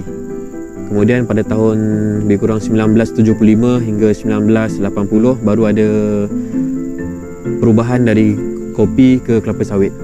Perubahan dari kopi ke kelapa sawit sebab harga untuk kelapa sawit lebih stabil pada masa itu dan mendapat galakan daripada kerajaan. Selepas saya tamat pengajian dalam bidang perikawanan, saya bekerja selama lebih kurang 3 tahun di Bank Negara Malaysia sebagai eksekutif kanan audit. Kemudian terdetik untuk mengikuti keluarga untuk perniagaan ini sebab saya dapati perniagaan ini lebih menguntungkan dan mempunyai masa yang terluang untuk keluarga. Dan saya dapati potensi untuk industri sawit ini bertambah pesat dan semakin maju di Malaysia. Seawal penglibatan dalam kelapa sawit, saya mula menggunakan motosikal dan pekerja pun belum ada. Kemudian saya tambah pekerja seorang dua untuk menguruskan petik buah dan baja dan meracun. Kemudian sampai sekarang saya sudah ada 5 pekerja untuk petik buah, pemandu lori 2 dan pemandu jentera berat untuk kerja-kerja ladang seorang. Tanaman kelapa sawit saya bermula sikit demi sikit lah. Sampai sekarang sudah ada 20 ekar yang bersijil dengan MSPO. Umur antara 7 ke 12 tahun. Tanam semula bermula seawal 2007 sehingga 2012 dan yang terbaru sehingga 2014 dan 16. Hasil daripada pokok-pokok tersebut purata lebih kurang 20 tan untuk 20 ekar. Dan purata untuk harga sekarang antara 850 ke 900 satu tan, saya boleh memperoleh pendapatan sebanyak 20,000 sebulan.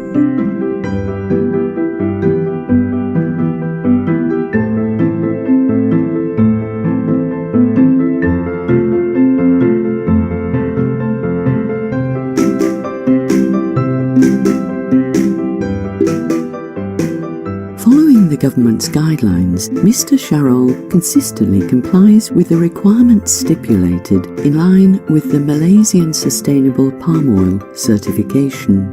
Sejak berkecimpung dalam industri sawit secara kecil-kecilan saya telah mendapat khidmat nasihat daripada pihak tunas MPOB dari segi penanaman, pengurusan ladang, kawalan makhluk perosak dan teknologi-teknologi yang didedahkan oleh pihak MPOB. Sebelum saya mengikuti nasihat daripada MPOB untuk amalan pertanian yang baik, GAP, hasil pendapatan daripada kebun sawit saya boleh dikatakan separuh daripada apa yang ada saya sekarang. Jadi boleh dikatakan GAP membantu meningkatkan produktiviti kelapa sawit saya sehingga 2 kali ganda.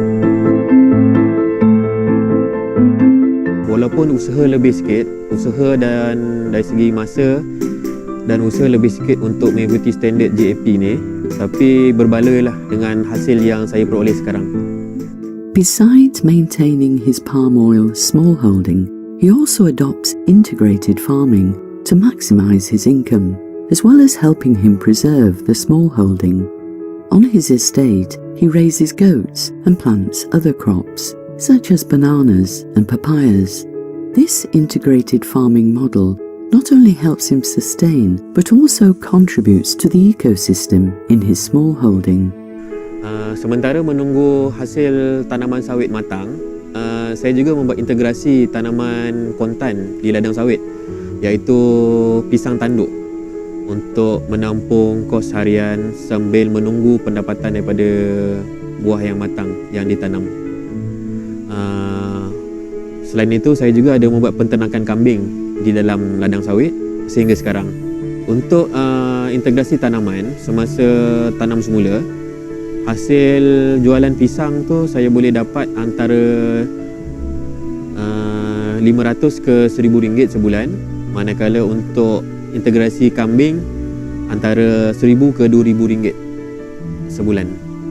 Untuk integrasi ternakan kambing, saya menanam rumput napier sebagai makanan utama kambing yang saya tanam di sekitar kandang dan di bawah barisan pokok ladang sawit bagi memudahkan pekerja menuai dan memberi makan kepada kambing, yang mana dapat menjimatkan masa dan kos kepada saya. Selain itu, ada juga tanaman integrasi yang lain seperti pokok betik, sayur-sayuran dan cili.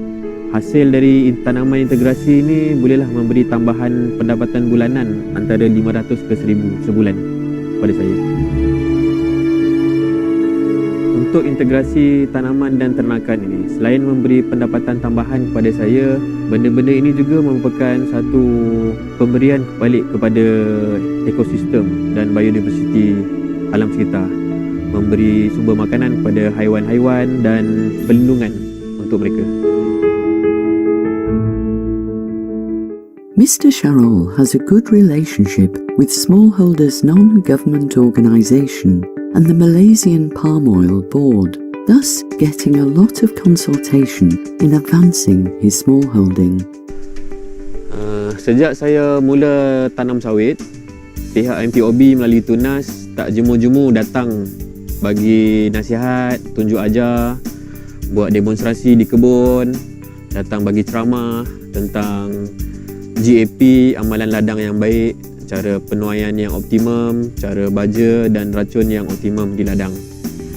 Terus membantu saya menguruskan dan mendapatkan pensijilan MSPO.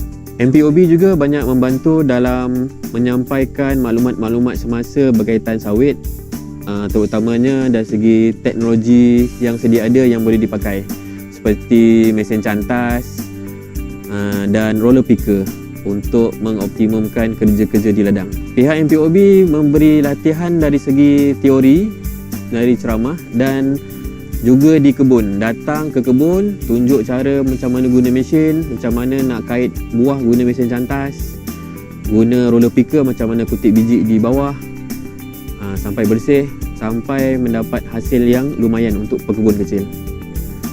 Teknologi-teknologi yang diperkenalkan MPOB ni banyak membantu saya di kebun dan terutama dan juga kerja-kerja pekerja saya untuk menguruskan ladang dari segi petik buah dan membaja dan meracun. Saya telah menjadi ahli Persatuan Kebangsaan Pekebun Kecil Malaysia sejak tahun 2011. Sejak menjadi ahli, saya dapat banyak khidmat nasihat dan tunjuk ajar.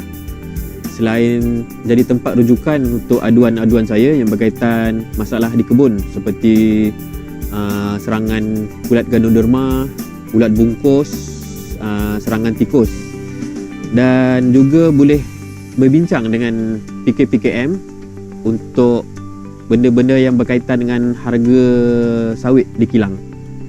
Melalui penglibatan saya dalam PKPKM, saya dapat bertemu dengan pekebun-pekebun kecil yang lain dan mengeratkan ukhuwah disaling bertukar-tukar pendapat dan maklumat dengan pekebun kecil di seluruh Malaysia. Untuk urusan operasi di ladang sawit, setelah mendapat khidmat nasihat daripada MPOB untuk amalan peradangan yang baik, GAP, kita potong buah sebulan 2 kali. Satu pusingan antara 14 ke 15 hari untuk pokok matang.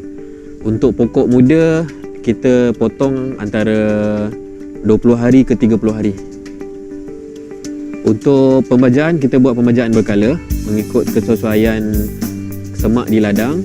Dan baja kita targetkan 1 tahun boleh dapat antara 3 ke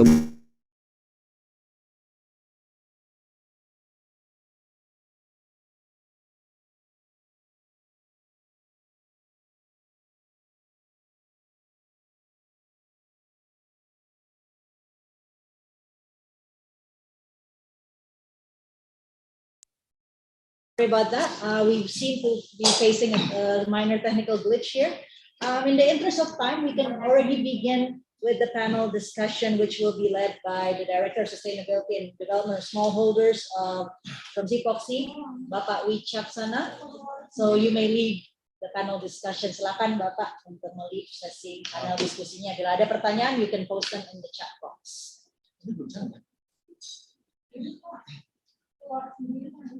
Yeah. Okay. Ladies and gentlemen, I think it's time for us to have discussion. Although the time is, so tight, so we only have about 10 minutes to discuss about this. But anyway, if you don't have any, we don't have any time, we can use our website. That in the end of this seminar, I will explain it. So actually, I have one question from this. Oh, I'm sorry. I invite Pak Jono and Pak Azmi to be, stand by here to receive question and answer it. So first of all, that this is the communicated question from Ms. Yu Fong. That what about the division of smallholders in CPOPC? So I would say that CPOPC is actually respect to the national policies. So whatever the policy is there, we support it. So this is also happened when we have oil palm sustainability standard. So about the definition of smallholder in Indonesia, we can say that smallholders is managed less than 25 hectares. In Malaysia, it's about 100 acres. And I heard that in America, Latin America, it's about up to 70 hectares. So also about the sustainability standard, national sustainability standard, that CPOPC respect to the national policies. But CPOPC already manage a global framework of principles of sustainable palm oil. So it means that by using that framework, every country can set up their national standard by using or guidance with a global framework of principle that CPOPC already have. I think that's about the answering the question about smallholders and about global framework. And then I invite everybody to ask questions to Pak Jono and Pak Azmi.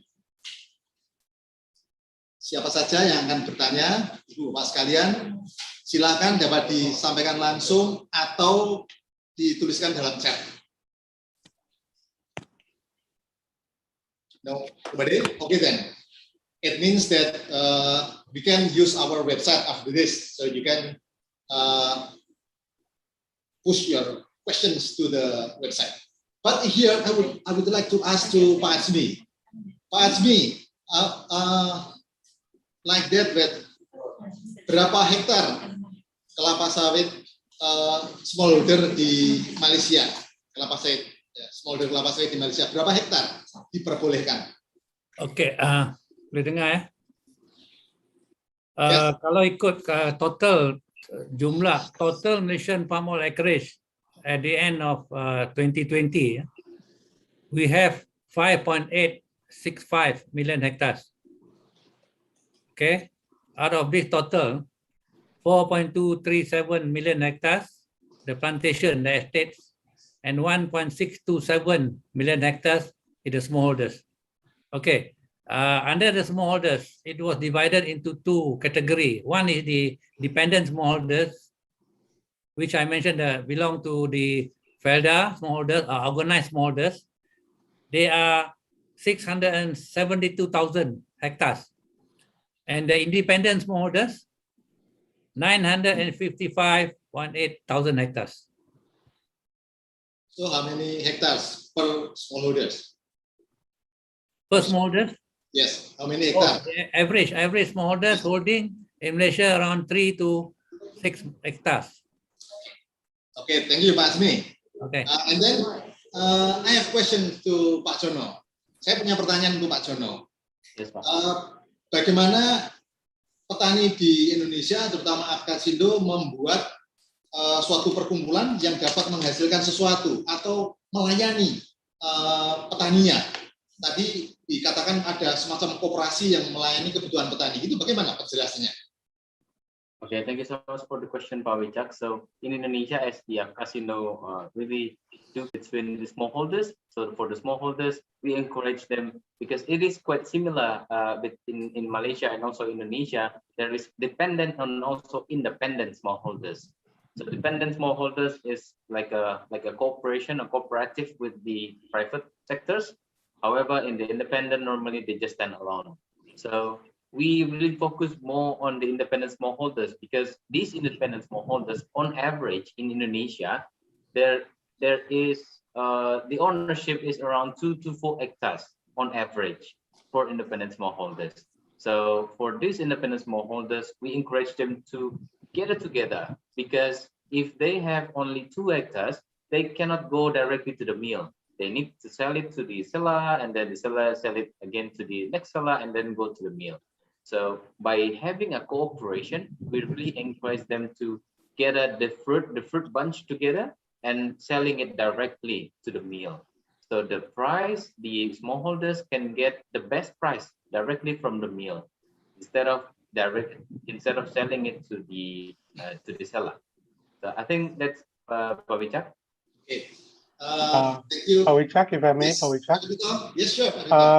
Now, just I do recognize, the presence of our colleagues from other palm oil producing countries in our midst, Yes, and perhaps we can invite or ask Dr. Juan Fernando to share, his views about, the challenge of palm oil in his country, and of course, in what way CPOPC and Sri Lanka can, cooperate in order to promote this sustainable palm oil. Do you like to say something, Dr. Rohan? Thank you. Yes, Mr. Yes. Firstly, I must thank you and CPOPC for inviting our members and myself to participate in this very interesting and thought-provoking webinar. Actually, we in Sri Lanka have a lot to learn from all the presentations that were made. And I must say, having got to know you, Mr. Dupito, almost 1 year back, it has been a very rewarding relationship because we have learned a lot from you, and you have been very supportive of the palm oil industry in Sri Lanka, not for any selfish benefit, but it is because I think we have a lot to learn from what is happening in the palm oil industry, both in Indonesia and Malaysia, which has large extents of palm oil. And today, our exposure to what the smallholders have done in Indonesia and how the smallholders have benefited in Indonesia is truly a very interesting and thought-provoking lesson for everybody in Sri Lanka. Because unfortunately, in Sri Lanka, although we have a very tiny or minuscule extent of land, just 11,000 to 12,000 hectares compared to millions in Indonesia and Malaysia. The negative sentiment here is, has really affected the growth of the palm oil industry. And what I see is that a lesson for everybody, including our policymakers, that there is a lot to learn from an economic perspective in terms of foreign exchange savings and also greater returns to smallholders and thereby the rural economy. I think that is a lesson that we have got to learn, that the rural economy could benefit from cultivating palm oil, particularly amongst the smallholders.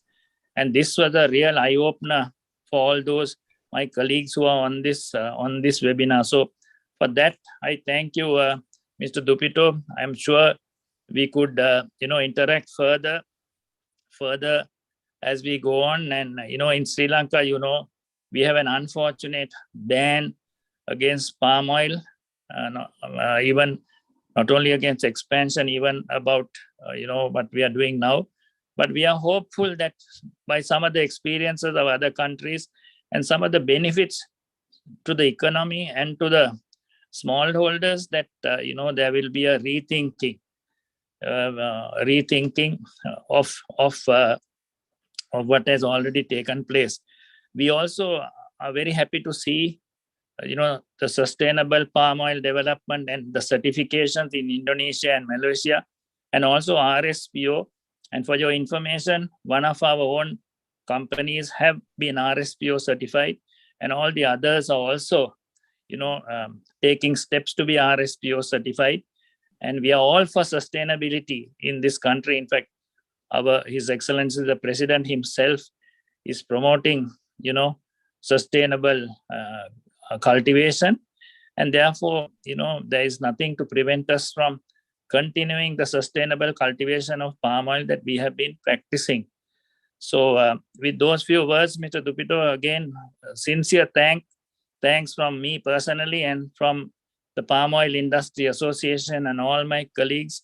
You've been a great strength to us, and we hope to continue this relationship with you and the Indonesian palm oil industry for the larger benefit of palm oil and the benefits that it could bring, particularly the economic benefits and its contribution to poverty alleviation in this part of the region. So with those few words, thank you very much, Mr. Dupito.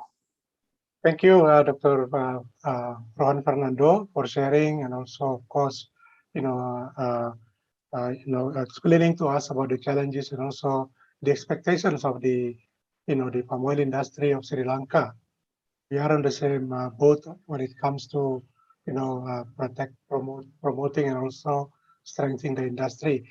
Perhaps my question for Pak Asmi and also Pak Jono, after listening to the explanation given by Dr. Juan Fernando, what big associations of smallholders like Apkasindo and NES perhaps can do, with CPOPC, to address issues of a particular concern like we see in Sri Lanka. So perhaps this is Pak Wicak, if I may, just a question to Pak Jono, Mas Jono, and also Pak Asmi. Just want to know what the response is about the possibility of big smallholders association to also reach out to our farmers, our colleagues in Sri Lanka. Thank you. Yes, go ahead, Pak Jono and Pak Asmi. That's also answering the question from Sri Lanka. Okay. Okay. Thank you very much from our friend from Sri Lanka. Okay. Can you hear me? Yes, sure. Okay. I'm sad to hear that the government of Sri Lanka is banning palm oil planting. That's very bad because but when the palm oil price is good now, they should encourage the smallholders in Sri Lanka to plant palm oil. Well, CPOPC can play a role because you are now the umbrella, not of the estate, but also all the producers, smallholders country. So if you look at the statistic, 40% of the production of the world come from the smallholders. So we can make this impact to the world. We can make this impact by telling them, smallholders, like Pak Jono mentioned, they can raise the income of smallholders. These are good commodity for the increasing the livelihood of smallholders. So we as a group, Malaysia, Indonesia, and other countries, we can some kind of government to government can advise the Sri Lankan government if we can from CPOPC, saying that palm oil is good to everybody and it can help the smallholders in Sri Lanka. I don't know why palm oil is banned. Probably because of palm oil, because there is coconut oil there. Maybe I don't know why the reason. So my view is that CPOPC can play a role by what they call it, advising, or by counseling. I can say those counseling the Sri Lankan government, telling them that palm oil is good for the increase of income of their country people. Thank you. Perhaps, Mas Jono, before I give the floor back to Dr. Wicaksono. Yes, thank you, Pak Adipito, and our friend from Sri Lanka, Dr. Rohan Fernando.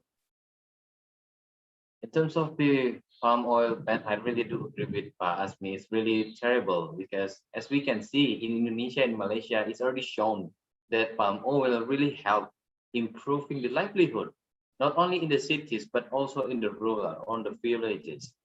Before the implementation, before the cultivation of oil palm, the villages, thousands of villages was in the poverty level. When they started planting palm oil, they're raising up out of poverty. So that's one of the facts that maybe the government need to, I don't know what's the reason behind it. However, maybe because there is some political issue or things like that.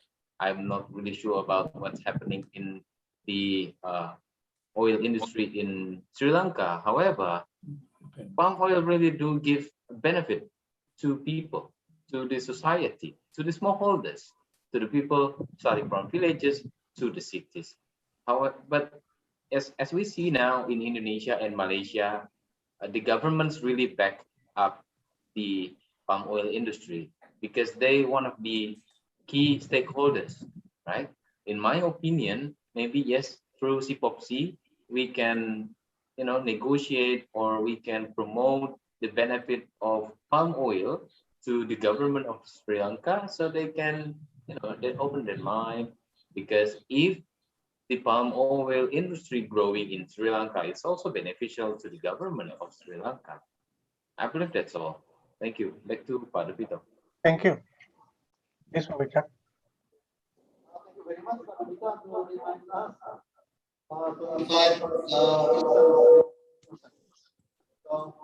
thank you very much, Pak Adipito. That reminds us to invite persons like Pak Rohan Fernando. Probably you have any idea persons who can be invited for this moment?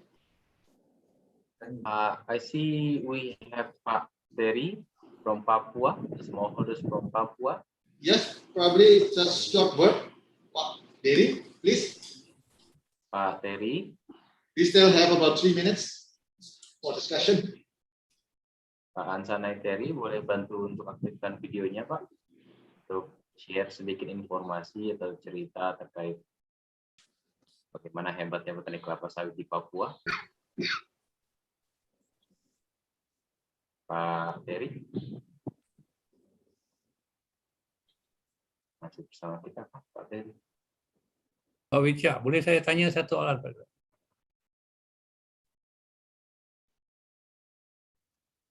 Go ahead, Pak Terry. Boleh saya tanya satu soalan daripada Pak Dono? Boleh. Pak Asmi, we are waiting for Pak Terry. So I think after Pak Terry, right? Okay. Ya, halo. Ya, Pak Terry, silakan.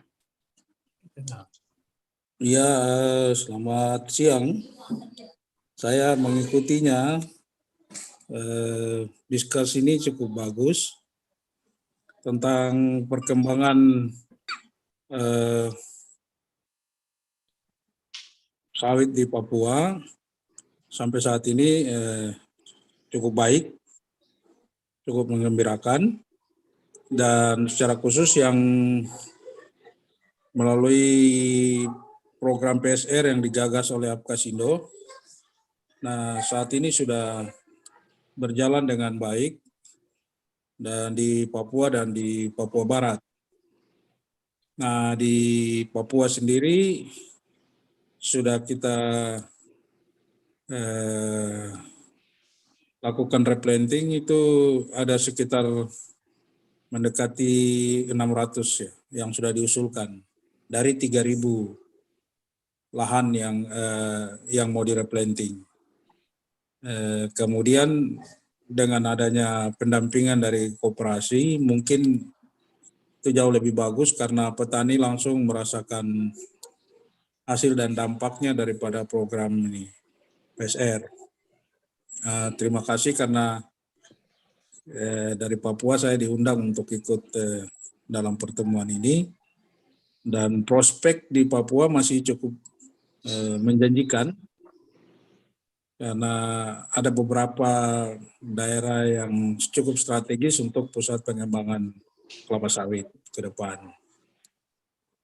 Yang memang menjadi perhatian kita adalah bagaimana smallholdersnya ini didorong supaya mereka merasakan dampak dari keberadaan sawit di Papua. Tapi ya merupakan bagian juga dari kerja sama dengan Apkasindo. Jadi ada kemajuan yang luar biasa sudah nampak di Papua.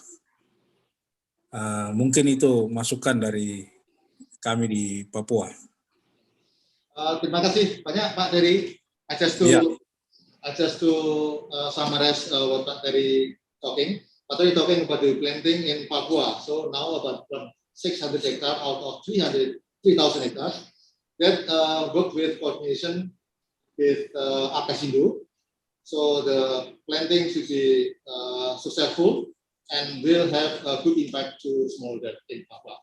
Thank you very much. So Pak Asmi, you have one question to Pak Jono. Go ahead. We have 2 minutes. Terima kasih.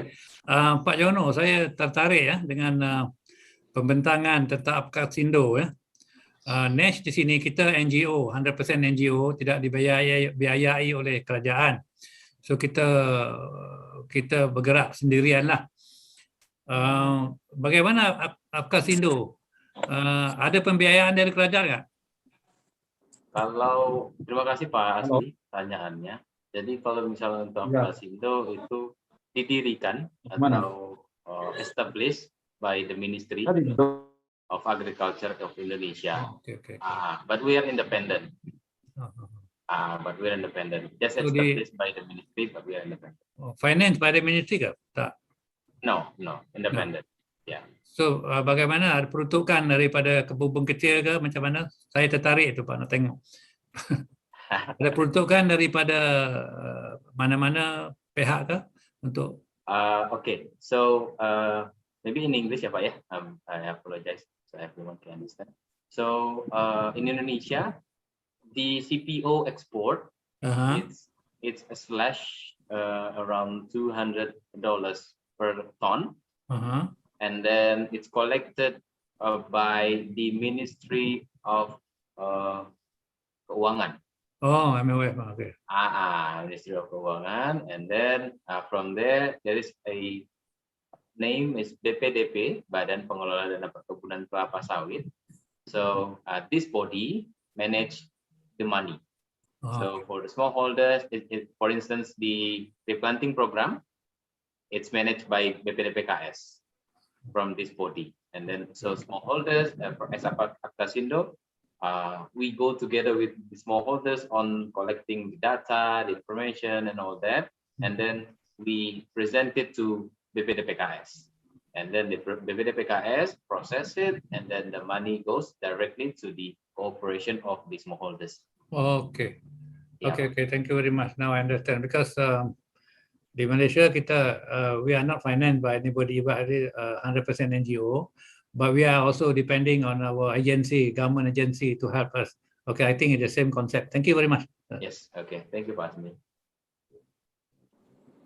Thank you very much. I think time is so limited. So I'll back to moderator Tingka. Thank you so much for the lively and healthy debate and discussion with Pak Richard and Pak Jono and also Pak Asmi. Now we are going to show you a video called the barn owl rat control, which details about how barn owl keeps to help rats away from plantation. Akan kita menunjukkan video pendek tentang burung hantu, pemeliharaan cara memelihara burung hantu agar dapat menghilangkan hama dari plantation atau dari ladang. Sebelumnya kita juga ada Dr. Agus Susanto di sesi ini, senior researcher di bidang plant protection atau proteksi tanaman untuk nanti menjawab bila ada pertanyaan. Ya, silahkan videonya. Terima kasih.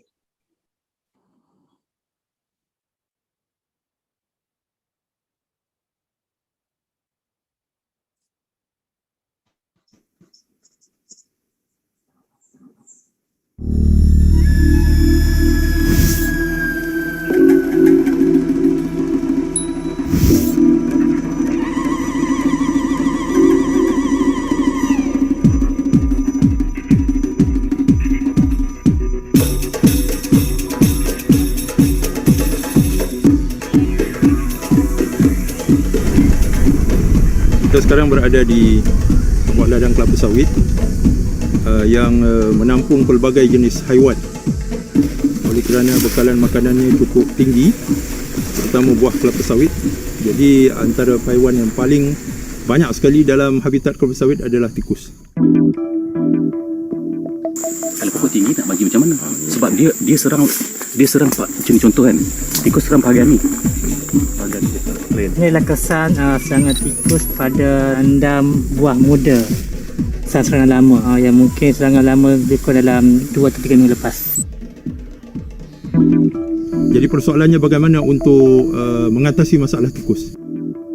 Bilangannya terlalu besar dan menggunakan racun tikus ataupun rodenticide adalah kaedah yang selama ini diguna pakai.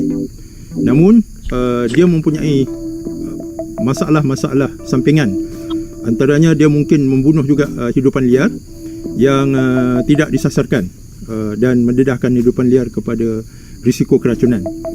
Jadi kaedah yang terbaik ialah IPM ataupun pengurusan perosak bersepadu, iaitu menggabungkan penggunaan racun yang sesuai, yang tidak tinggi keracunannya, tahap keracunannya, bersama dengan ejen kawalan biologi. Dan haiwan yang terbaik untuk melaksanakan tugas ini adalah burung pungguk jelapang ataupun Taito alba.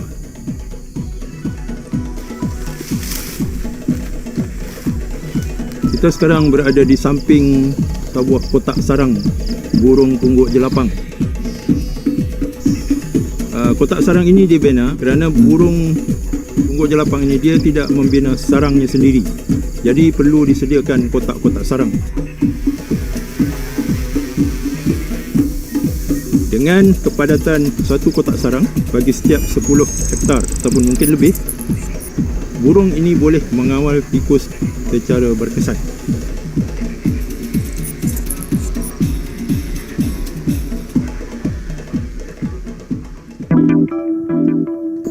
Penggunaan ejen biologi menggunakan burung pungguk atau Taito javanica.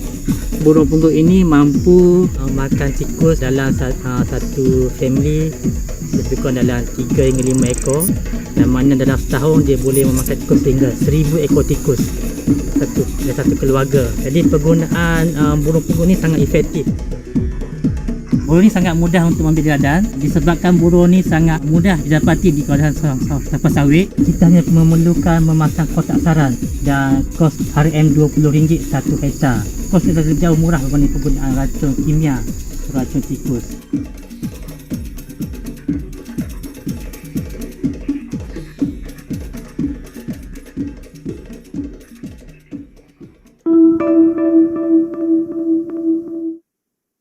Kerana burung pungguk jelapang ini tidak boleh membina sarang sendiri, jadi kita sediakan kotak-kotak sarang dan mereka akan masuk, bertelur dan membiak di dalamnya.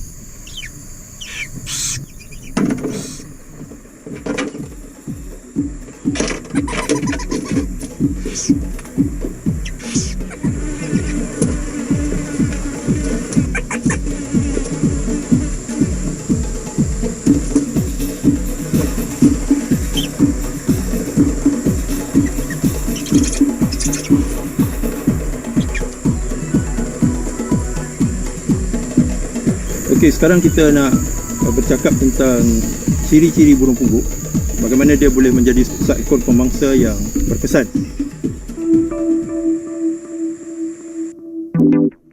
Kalau kita perhatikan muka dia, muka dia berbentuk dis, bentuk dis begitu. Dan dudukan telinganya, satu di atas, satu di bawah. Binaan telinga seperti ini memungkinkan menuruti ataupun menjejaki pergerakan tikus.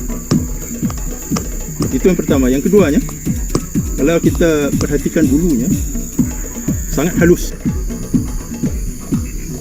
sehingga apabila dia terbang, dia tidak akan menyebabkan ruffling ataupun bulunya berombak begitu. Itu akan menyebabkan dia mampu untuk terbang dengan senyap. Dan dia mempunyai sayap dengan bukaan yang sangat lebar, dengan nisbah berbanding panjang tubuh yang begitu besar. Dengan binaan seperti ini, maka dia tidak perlu mengibaskan sayapnya. Dia cuma perlu meluncur saja. Dan ini akan menyebabkan dia boleh memburu mangsanya dengan senyap. Kemudian kita perhatikan pula dia punya paruh seumpama pisau yang boleh memotong. Begitu juga kuku kaki boleh memotong dengan cepat. Dan kemampuan ini memungkinkan burung ini menangkap seekor tikus yang mungkin saiznya besar, tetapi dipotong kepalanya dan ditelan kepalanya saja, ataupun sebahagian saja daripada tikus yang dibunuh. Burung ini amat mudah untuk dikenali berdasarkan kepada wajahnya dan juga pada warnanya berwarna putih. Jadi tidak mungkin kita tersilap burung ini dengan apa yang dianggap sebagai burung hantu. Ini bukan burung hantu, ini kita panggil pungguk jelapang, kerana bunyinya pun tidak seperti burung hantu. Dan satu lagi, umum berpendapat burung ini akan mengganggu ternakan. Contohnya anak ayam, anak itik dan sebagainya. Itu tidak mungkin berlaku kerana burung ini dia memburu pada waktu malam. Dan tidak kedapatan burung ini memburu haiwan ternakan, khususnya ayam itik. Itu tidak pernah dibuktikan. Bancian yang kita buat berdasarkan kepada muntahannya, mungkin daripada ribuan pelet ataupun muntahan yang dikutip itu, mungkin beberapa saja yang terdiri daripada tupai, burung. Ribuan yang lain adalah tikus. Itu adalah berdasarkan kepada tulang-tulang dan juga skal ataupun tengkorak yang dapat kesan daripada muntahan tersebut.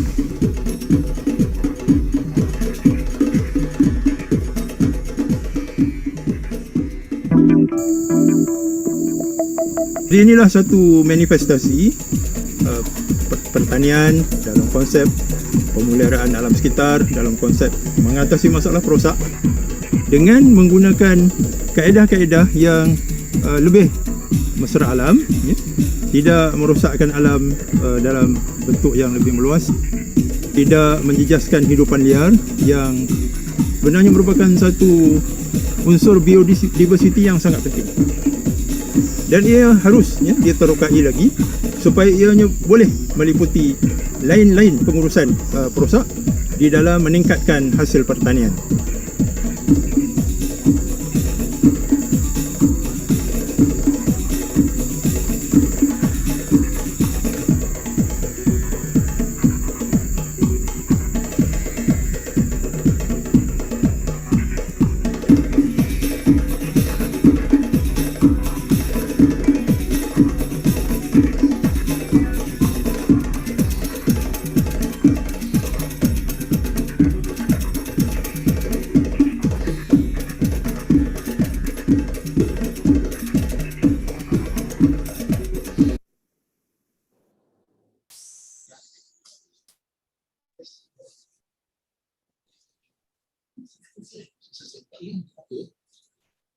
Sure. So thank you very much for that short video, as we get to learn of barn owl being natural predators of the mice. And di sini ada Dr. Agus. How are you, Dr. Agus? Yes, fine. Ya, baik ya, Pak. Pak Agus, please share just 2 or 3 words from you about the barn owl. Go ahead. Okay, thank you, Pak Wicak, and good morning, everybody, all participants this seminar. My name is Agus Susanto from PPKS, or Indonesian Oil Palm Research Institute. I work in a crop protection department. You can see my background, also the same with barn owl and the nest box. I am happy with this video, very complete. And this video, I think, promoting of good agricultural practices, also promoting of biological control, especially in integrated pest management. Because Pak Aziz Hasan also said that rat is a main pests in olive palm plantation can attack is not only immature plant, also in mature, not only in fruit bunch, also in a bud and also in inflorescence blossom. I think this technique is very powerful to control pest rat because there are two reasons. The first is very effective because one day barn owl can eat 1 until 2 rats, and the second reason is eco-friendly, environment friendly. It is naturally can go autopilot because can go in the night because it's the nocturnal. And I hope this technique can apply in the smallholder. It is very cheap. Just provide a nest box. You can invite from surrounding the plantation, because generally this technique also is very familiar in the private plantation and also in government plantation. I think it's my opinion about barn owl, especially in this video. Thank you, Pak Wicak. Mas Pak Agus, jadi Bapak sekalian, burung hantu ini sangat efektif dan eco-friendly. Ada pertanyaan? Barangkali 1-2 pertanyaan? 1 or 2 questions about this? If no, I think it's better if we go to the last session. The last session is sharing about the website for smallholder. Jadi Bapak sekalian, ini kita masuk kepada subjek yang terakhir adalah penjelasan mengenai atau peluncuran mengenai website yang khusus untuk smallholder. Jadi kita bisa berkomunikasi melalui website ini. Saya kira dibuka saja, dan kalau nanti ada pertanyaan silahkan masuk di website dan mulai kita gunakan website tersebut untuk komunikasi kita semuanya. Terima kasih.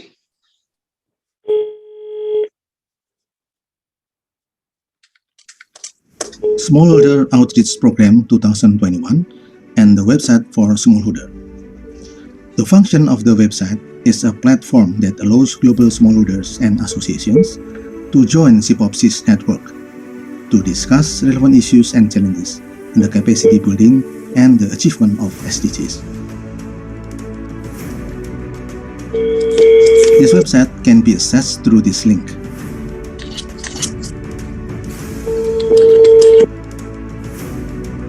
Let's see smallholders in the world. There are more than 28 countries in tropical region that produce palm oil. Here are some countries in the list that significantly produce palm oil: Asia Pacific continent, Africa continent, Central and Latin America continent. Here is the platform we need. All of us can be in one global communication through this web.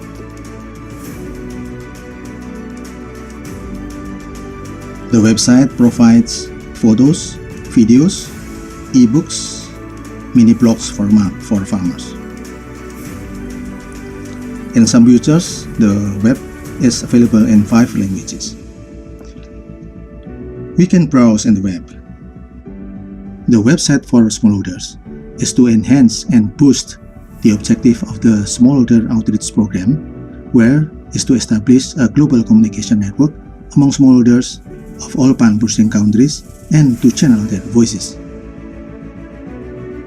Central to the program is to disseminate good agricultural practices and to explore smallholders' perception and palm oil issue and challenges in their respective region.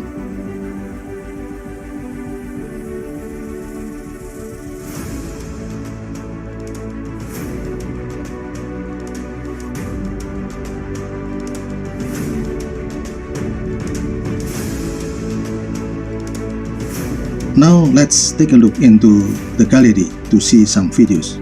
This is about CPOPC.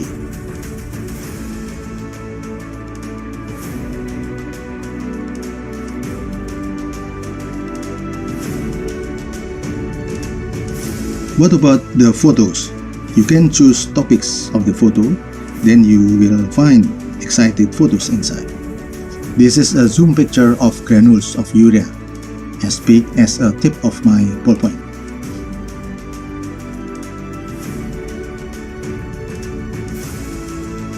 The menu farmer book. You can open them and enjoy the text.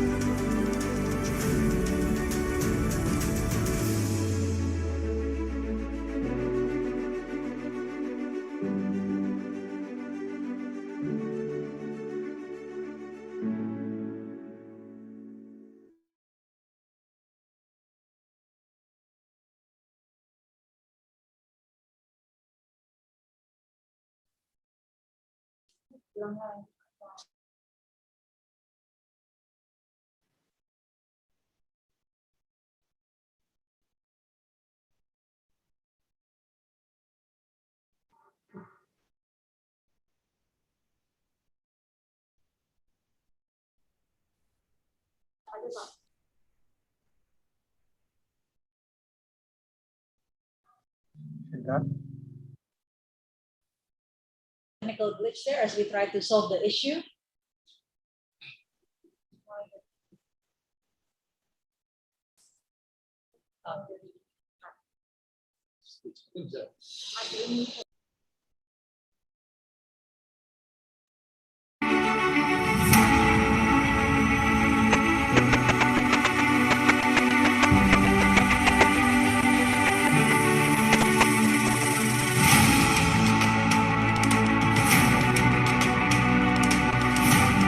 There are menus to facilitate discussion and data recording. To use these menus, we need to make an account and sign it. Let's make an example. Put your name, countries, email, and phone number.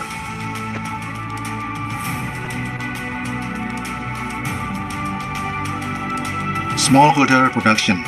Smallholders can enter the harvesting data, such as tonnage, price.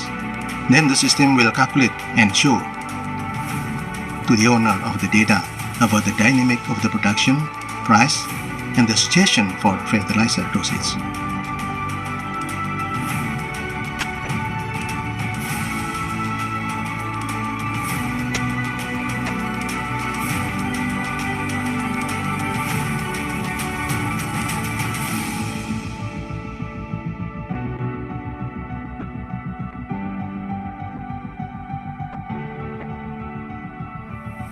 Smallholder voice facilitates discussion in varieties of topics between farmers, or even experts can join. You can also raise a topic you like.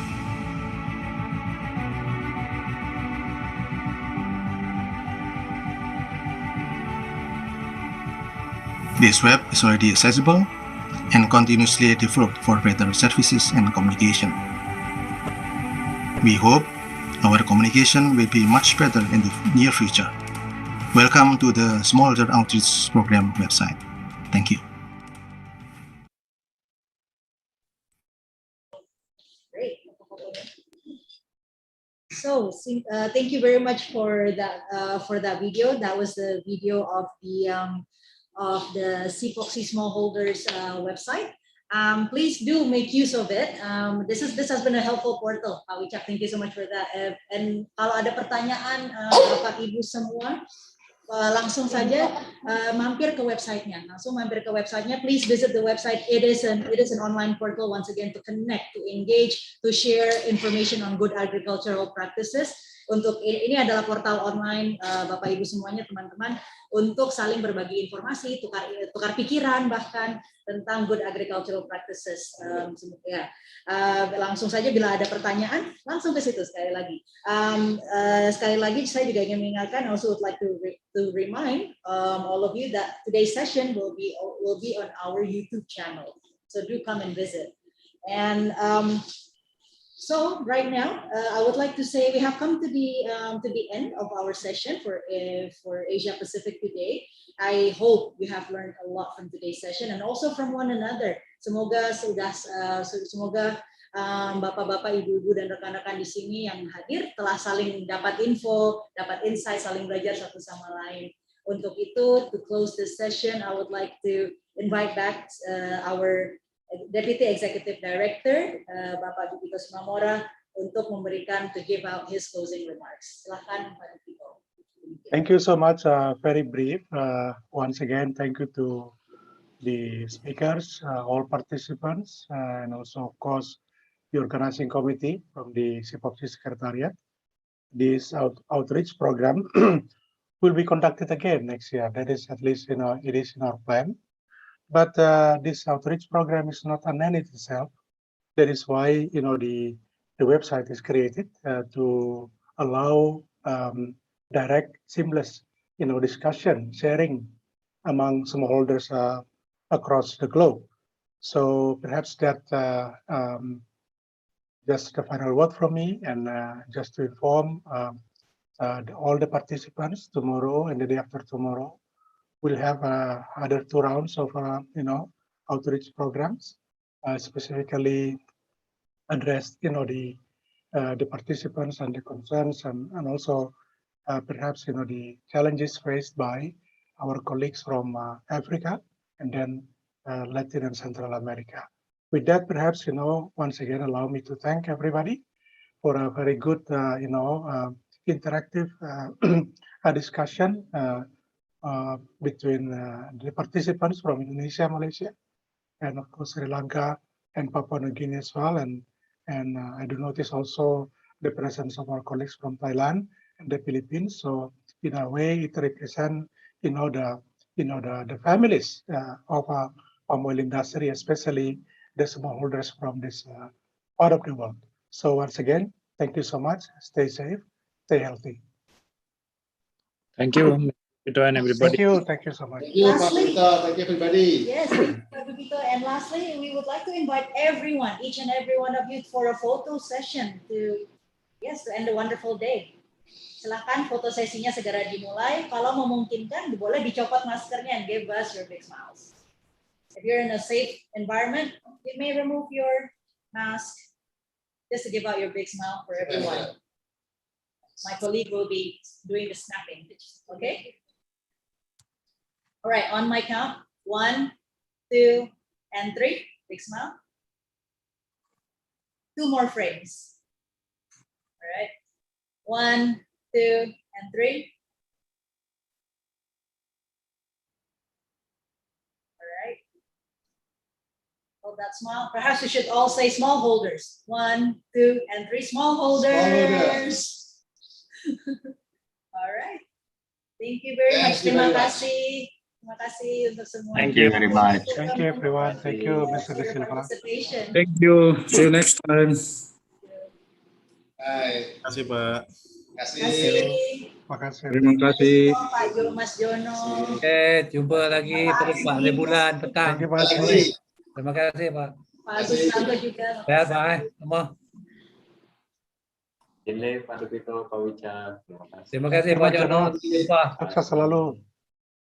Boleh kita kontak Pak Jono nanti? Siap, Pak, siap.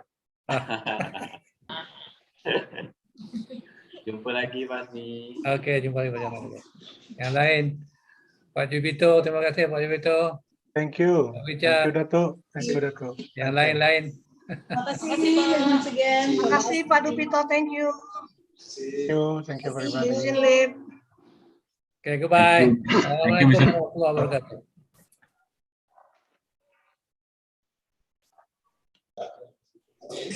Terima kasih atas kesempatan